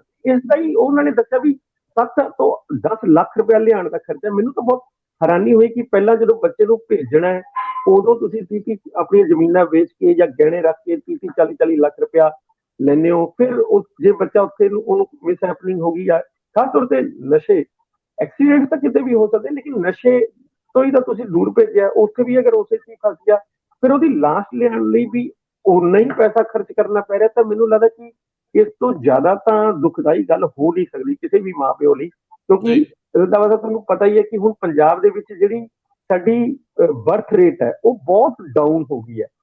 ਪਹਿਲਾਂ ਹੀ ਸਾਰਿਆਂ ਦੇ ਘਰੇ ਇੱਕ ਇੱਕ ਹੀ ਮੁੰਡਾ ਜਾਂ ਕੁੜੀ ਹੈਗੇ ਆ, ਤਾਂ ਉਹ ਵੀ ਜੇ ਚਲਾ ਜਾਏ ਤਾਂ ਤੁਸੀਂ ਸੋਚ ਸਕਦੇ ਹੋ ਕਿ ਫਿਰ ਮਾਪਿਆਂ ਦੇ ਉੱਤੇ ਕੀ ਬੀਤਦੀ ਹੈ ਜੇ ਅਗਰ ਇਸ ਤਰ੍ਹਾਂ ਦੀ ਮਿਸਹੈਪਨਿੰਗ ਹੋ ਜਾਂਦੀ ਹੈ। ਤਾਂ ਮੈਨੂੰ ਲੱਗਦਾ ਕਿ ਇਹ ਬਹੁਤ ਹੀ ਤਰਾਸਦੀ ਵਾਲੀ ਗੱਲ ਹੈ। ਜੀ ਜੀ, ਇਹ ਸਾਰਾ ਕੁਝ ਵਾਪਰ ਹੀ ਰਿਹਾ ਔਰ ਇਹ ਸਾਡੀਆਂ ਅੱਖਾਂ ਦੇ ਸਾਹਮਣੇ ਹੀ ਵਾਪਰ ਰਿਹਾ ਕਿ ਘਰ ਬਿਲਕੁਲ ਪਹਿਲਾਂ ਵੀ ਸੁੰਨੇ ਹੋ ਗਏ, ਬੱਚੇ ਬਾਹਰ ਚਲੇ ਗਏ, ਉਸ ਤੋਂ ਬਾਅਦ ਜੇਕਰ ਕਿਸੇ ਦੀ ਅਰਥੀ ਆ ਜਾਂਦੀ, ਲਾਸ਼ ਉੱਠ ਜਾਂਦੀ ਹੈ, ਤਾਂ ਫਿਰ ਤੁਸੀਂ ਦੇਖੋ ਕਿ ਬਚਦਾ ਪਿੱਛੇ ਕੀ ਹੈ। ਸਿੱਧੂ ਮੂਸੇਵਾਲੇ ਦੇ ਮਾਮਲੇ 'ਚ ਜੋ ਵਾਪਰ ਰਿਹਾ, ਉਹਦੇ ਪੇਰੈਂਟਸ ਦਾ ਤੁਸੀਂ ਹਾਲ ਦੇਖ ਰਹੇ ਹੋ। ਇਹ ਵੀ ਚੱਲਣ ਮਾੜੇ ਨੇ, ਬੱਚੇ ਜਿਹੜੇ ਚੱਕਾ ਚੌਂਧ 'ਚ ਪੈ ਕੇ ਆਪ ਤਾਂ ਮਰਦੇ ਹੀ ਆ, ਦੂਜਿਆਂ ਨੂੰ ਵੀ ਮਾਰ ਰਹੇ ਆ, ਇਹ ਵੀ ਬੜੇ ਮਾੜੇ ਚੱਲਣ ਆ। ਸਮਾਜ ਨੂੰ ਇੱਕ ਵਾਰੀ ਮੁੜ ਸੋਚਣ ਦੀ ਲੋੜ ਆ। ਇਹਦੇ ਚੌਧਰੀਆਂ ਨੂੰ, ਰਸੂਖਦਾਰਾਂ ਨੂੰ, ਜਿਹੜੇ ਇਹਦੇ ਲੀਡਰ ਆਪਣੇ ਆਪ ਨੂੰ ਮੰਨਦੇ, ਉਹਨਾਂ ਨੂੰ ਸੈਲਫ ਐਨਾਲਿਸਿਸ ਕਰਨ ਦੀ, ਸਮੀਖਿਆ ਕਰਨ ਦੀ ਲੋੜ ਹੈ ਕਿ ਨੀਤੀਆਂ ਕਿੱਥੇ ਕਿੱਥੇ ਗਲਤ ਹੋਈਆਂ ਤੇ ਕਿੱਥੇ ਕਿੱਥੇ ਕਲਚਰ 'ਚ ਭੈੜ ਵੜ ਗਿਆ। ਕਿ ਭਾਸਕਰ ਸਾਹਿਬ ਸਿਰਫ 2-4 ਲਾਈਨਾਂ 'ਚ ਗੱਲ ਮੁਕਾ ਦਈਏ, ਆਪਾਂ 45ਵੇਂ ਮਿੰਟ 'ਚ ਦਾਖਲ ਹੋ ਗਏ ਆ। ਇੰਨੀ ਕੀ ਗੱਲ ਆ ਕਿ ਸਰਪੰਚ ਰਾਣੋ ਵਾਲੇ ਮਾਮਲੇ 'ਚ ਰੌਲੇ ਬਹੁਤ ਪਏ ਸੀ ਉਦੋਂ, ਬੜੀਆਂ ਫੋਟੋਆਂ, ਬੜਾ ਕੁਝ, ਪੁਲਿਸ ਵਾਲਿਆਂ ਦੇ ਸਬੰਧ, ਕਈ ਕੁਝ ਸਾਹਮਣੇ ਆਉਂਦਾ ਰਿਹਾ। ਹੁਣ ਈਡੀ ਨੇ ਜਿਹੜੀ ਆ ਉਹਨਾਂ ਦੀ ਕੋਈ ਜਾਇਦਾਦ ਜ਼ਬਤ ਕੀਤੀ ਆ, ਉਹ ਸਾਰੇ ਅੱਜ ਪ੍ਰਕਾਸ਼ਿਤ ਹੋਏ ਆ ਤੱਥ। ਛੋਟੀ ਜੀ ਗੱਲ ਇੱਥੇ ਟਿੱਪਣੀ ਦੇ ਦਿਓ, ਫਿਰ ਇਹਨੂੰ ਵਿਰਾਮ ਦਈਏ ਗੱਲਬਾਤ। ਜੀ ਪਹਿਲੇ ਤਾਂ ਮੈਂ ਇੱਕ ਥੋੜੀ ਜੀ ਗੱਲ ਕਰਨਾ ਚਾਹਾਂਗਾ, ਜਿਹੜਾ ਕੈਨੇਡਾ ਦੇ ਵਿੱਚ ਇਹ ਗਲੀ ਓਵਰਡੋਜ਼ ਵਾਲੀ ਆਈ ਕਿੱਦਾਂ ਹੈ। ਹਾਈ ਕਮਿਸ਼ਨ ਨੂੰ ਜਦੋਂ ਪੁੱਛਿਆ ਗਿਆ ਕਿ ਪਿਛਲੇ ਦਿਨਾਂ ਦੇ ਵਿੱਚ ਕਿੰਨੀ ਕੁ ਡੈਥ ਡਰੱਗ ਓਵਰਡੋਜ਼ ਦੇ ਰਾਹੀਂ ਹੋਈ ਹੈ, ਕਿਉਂਕਿ ਇਹ ਇੱਕ ਬੜਾ ਗ੍ਰੇ ਏਰੀਆ ਹੈ। ਜ਼ਿਆਦਾਤਰ ਜਿਹੜੀ ਡੈਥ ਹੋਈ ਸੀਗੀ, ਪਿਛਲੀ 4 ਡੈਥ ਦੀ ਜ਼ਿਕਰ ਇੰਦਰਪ੍ਰੀਤ ਉਹਨਾਂ ਨੇ ਵੀ ਕੀਤਾ, ਉਹਨਾਂ ਸਾਰਿਆਂ ਦੇ ਵਿੱਚ ਕਾਜ਼ ਆਫ ਡੈਥ ਆਇਆ ਸੀਗਾ ਹਾਰਟ ਅਟੈਕ, ਔਰ ਓਵਰਡੋਜ਼ ਦਾ ਜ਼ਿਕਰ ਕਿਸੇ ਵੀ FIR ਦੇ ਵਿੱਚ ਨਹੀਂ ਕੀਤਾ ਗਿਆ ਸੀਗਾ। ਇਸ ਕਰਕੇ ਐਮਬੈਸੀ ਨੇ, ਇੰਡੀਅਨ ਹਾਈ ਕਮਿਸ਼ਨ ਨੇ ਵੀ ਇਹੀ ਜਵਾਬ ਦਿੱਤਾ ਵੀ ਸਾਡੇ ਕੋਲ ਇਦਾਂ ਦਾ ਕੋਈ ਡਾਟਾ ਨਹੀਂ ਹੈ ਕਿ ਕੈਨੇਡਾ ਦੇ ਵਿੱਚ ਕੋਈ ਵੀ ਬੱਚਾ ਡਰੱਗ ਦੀ ਓਵਰਡੋਜ਼ ਤੋਂ ਮਰਿਆ ਹੋਏ। ਹੁਣ ਗੱਲ ਡਰੱਗ ਦੀ ਕਰ ਰਹੇ ਹਾਂ ਤੇ ਪੰਜਾਬ ਵੱਲ ਆ ਜਾਈਏ, ਕਿਉਂਕਿ ਪੰਜਾਬ ਔਰ ਡਰੱਗ ਦਾ ਬੜਾ ਪੁਰਾਣਾ ਜਿਹਾ ਰਿਸ਼ਤਾ ਹੈਗਾ। ਇੱਥੇ ਪਿਛਲੇ ਦਿਨਾਂ ਦੇ ਵਿੱਚ ਤੁਹਾਨੂੰ ਯਾਦ ਹੋਏਗਾ ਇੱਕ FIR ਦਰਜ ਹੋਈ ਸੀ ਲੁਧਿਆਣੇ ਦੇ ਵਿੱਚ। ਉਹਦੇ ਵਿੱਚ ਜਿਹੜੇ ਰਾਣੋ ਸਾਹਿਬ ਨੇ, ਗੁਰਦੀਪ ਸਿੰਘ ਰਾਣੋ, ਉਹਨਾਂ ਦੇ ਖਿਲਾਫ, ਇਹ ਸਰਪੰਚ ਹੁੰਦੇ ਸੀਗੇ ਪਿੰਡ ਦੇ, ਉਹਨਾਂ ਦੇ ਖਿਲਾਫ FIR ਦਰਜ ਹੋਈ ਡਰੱਗ ਤੋਂ ਸੰਬੰਧਿਤ। ਤੇ ਪਿਛਲੇ ਦਿਨਾਂ ਦੇ ਵਿੱਚ ED ਨੇ ਉਹਦਾ ਕੋਗਨੀਜੈਂਸ ਲੈ ਕੇ ਹੁਣ ਪ੍ਰਾਪਰਟੀ 7 ਕਰੋੜ 90 ਲੱਖ ਰੁਪਏ ਦੀ, ਇੱਕ ਇਹ ਜਿਹੜੇ ਗੁਰਦੀਪ ਸਿੰਘ ਰਾਣੋ ਤੇ ਇੱਕ ਰਾਜੇਸ਼ ਕੁਮਾਰ, ਇਹਨਾਂ ਦੋਨਾਂ ਦੀ ਪ੍ਰਾਪਰਟੀ ਅਟੈਚ ਕੀਤੀ ਹੈ। ਜਿੱਥੇ ਤੱਕ ਰਾਣੋ ਦੀ ਗੱਲ ਹੈਗੀ ਹੈ, ਇਹਦੀ 16 ਪ੍ਰਾਪਰਟੀਜ਼ ਆਇਡੈਂਟੀਫਾਈ ਹੋਈ ਸੀ ਔਰ ਉਹ 16 ਦੀ 16 ਅਟੈਚ ਕਰਤੀ ਹੈ ED ਨੇ, ਔਰ 11 ਪ੍ਰਾਪਰਟੀਜ਼ ਰਾਜੇਸ਼ ਕੁਮਾਰ, ਜਿਹੜਾ ਇੱਕ ਮੈਡੀਕਲ ਸਟੋਰ ਦੀ ਆੜ ਦੇ ਵਿੱਚ ਡਰੱਗ ਦਾ ਨਸ਼ਾ ਕਰਦਾ ਸੀ। ਤੁਸੀਂ ਦੇਖਿਆ ਹੋਏਗਾ, ਭਾਵੇਂ ਹਰਿਆਣਾ ਹੋਏ ਜਾਂ ਫਿਰ ਹੋਰ ਕਈ ਸੂਬੇ, ਮੱਧ ਪ੍ਰਦੇਸ਼ ਦੇ ਵਿੱਚ ਵੀ ਇਹ ਗੱਲ ਚੱਲੀ ਸੀ।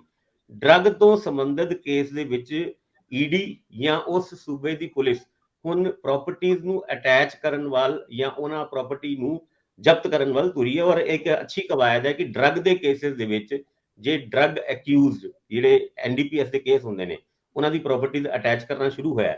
ਤੇ ਕਿਸੇ ਨਾ ਕਿਸੇ ਜਗ੍ਹਾ ਹੁਣ ਕੱਲ ਪਰਸੋਂ ਜਿਹੜੀ BJP ਦੀ ਐਗਜ਼ੀਕਿਊਟਿਵ ਮੀਟਿੰਗ ਜਿਹੜੀ ਅੰਮ੍ਰਿਤਸਰ ਦੀ ਚੱਲ ਰਹੀ ਹੈ, ਉਹਦੇ ਵਿੱਚ ਵੀ ਡਰੱਗ ਦੇ ਅਗੇਂਸਟ ਵੱਡੀ ਵਾਰ ਛੇੜਨ ਦੀ ਗੱਲ ਕੀਤੀ ਹੈ। ਔਰ ਆਉਣ ਵਾਲੇ ਟਾਈਮ ਵਿੱਚ ਅਮਿਤ ਸ਼ਾਹ ਹੋਣਾ ਪੰਜਾਬ ਦੇ ਵਿੱਚ ਇੱਕ ਯਾਤਰਾ ਕੱਢਣ ਦੀ ਗੱਲ ਕਰ ਰਹੇ ਨੇ, ਜਿਹੜੀ ਡਰੱਗ ਦੇ ਅਗੇਂਸਟ ਹੋਏਗੀ। ਹੁਣ ਡਰੱਗ ਪੰਜਾਬ ਦੇ ਵਿੱਚ ਇੱਕ ਵਾਰ ਫੇਰ ਰਾਜਨੀਤਿਕ ਸਟੇਜਾਂ ਤੋਂ ਸਭ ਤੋਂ ਵੱਡਾ ਮੁੱਦਾ ਬਣ ਕੇ ਉੱਭਰੇਗਾ। ਇਹਨਾਂ 'ਚ ਸਪੀਡੀ ਟਰਾਇਲ ਬੜੇ ਜ਼ਰੂਰੀ ਆ। ਅਟੈਚਮੈਂਟ ਤੋਂ ਬਾਅਦ ਤੁਸੀਂ ਜੇਕਰ ਉਹ ਟਰਾਇਲ ਦੇ ਵਿੱਚ ਪੁਖਤਾ ਤੱਥ ਪੇਸ਼ ਨਹੀਂ ਕਰਦੇ, ਐਵੀਡੈਂਸ ਪੇਸ਼ ਨਹੀਂ ਹੁੰਦੇ, ਤੇ ਫਿਰ ਇਹ ਗੱਲਾਂ ਸਾਰੀਆਂ ਧਰੀਆਂ ਧਰਾਈਆਂ ਰਹਿ ਜਾਂਦੀਆਂ। ਇੱਕ ਪਹਿਲੂ ਆ। ਦੂਜਾ, ਭਾਸਕਰ ਸਾਹਿਬ ਜਾਂਦੇ ਜਾਂਦੇ ਕਹਿ ਗਏ ਕਿ ਜਿਹੜੀ ਭਾਜਪਾ ਦੀ ਕਾਰਜਕਾਰਨੀ ਦੀ ਇੱਥੇ ਚੱਲ ਨਹੀਂ ਰਹੀ ਭਾਸਕਰ ਸਾਹਿਬ, ਬੰਦ ਹੋ ਗਈ। ਇਹ ਨਾ ਹੋਵੇ ਕਿ ਅੱਜ ਫਿਰ 2-4 ਲੀਡਰ ਬੱਸੇ ਚੜ੍ਹ ਕੇ ਪਹੁੰਚ ਜਾਣ। ਵੈਸੇ ਬੱਸੇ ਚੜ੍ਹ ਕੇ ਵਾਲੀ ਗੱਲ ਥੋੜੀ ਅਖੜਦੀ ਹੈ, ਬੱਸੇ ਚੜ੍ਹ ਜਾਣ ਕਿ ਜਾਂ ਮਰਸਡੀਜ਼ ਫਾਰਚੂਨਰ ਤੇ ਹੁਣ ਛੋਟੀ ਹੋ ਗਈ। ਖੈਰ ਚਲੋ, ਆਪਾਂ ਸੂਚਨਾ ਦਰੁਸਤ ਕਰ ਦਈਏ, ਮੁੱਕ ਗਈ ਹੈ, ਕੋਈ ਇੱਧਰ ਨੂੰ ਨਾ ਆ ਜਾਏ। ਬਹੁਤ ਮਿਹਰਬਾਨੀ। ਧੰਨਵਾਦ ਜੀ। Thank you.